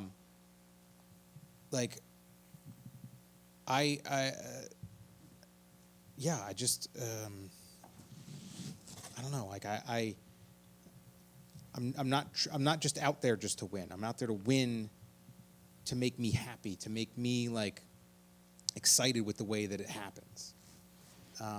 That's why like you could look up, you could type it into your computer right now, Jim Miller fence grab. You're not gonna see a fucking picture of me grabbing the fence. Jim Miller eye poke. You're not gonna see a picture of me poking somebody in the eye, because I wouldn't be able to sleep at fucking night. Like I honestly, I wouldn't. I'm harder on myself than any of the trolls on the internet could be. So for me, it's like, every guy is an opportunity, is a test, is a skill set that I get to test myself against. But really, it just comes down to me performing in a way that's gonna like make me fucking satisfied with the outcome. And it's like, yeah, I've had a 26-second knockout, and that was great, but I broke my thumb. That sucked. So that wasn't perfect. It's like, oh, I had a fight of the year in 2012 against Joe, and it's like, yeah, but I didn't finish him. So like, I don't feel like I'm ever gonna have the perfect fight and be 100% satisfied, but I'm always shooting for it. Thank you so much for everything you've done for the sport, Jim. Thank you.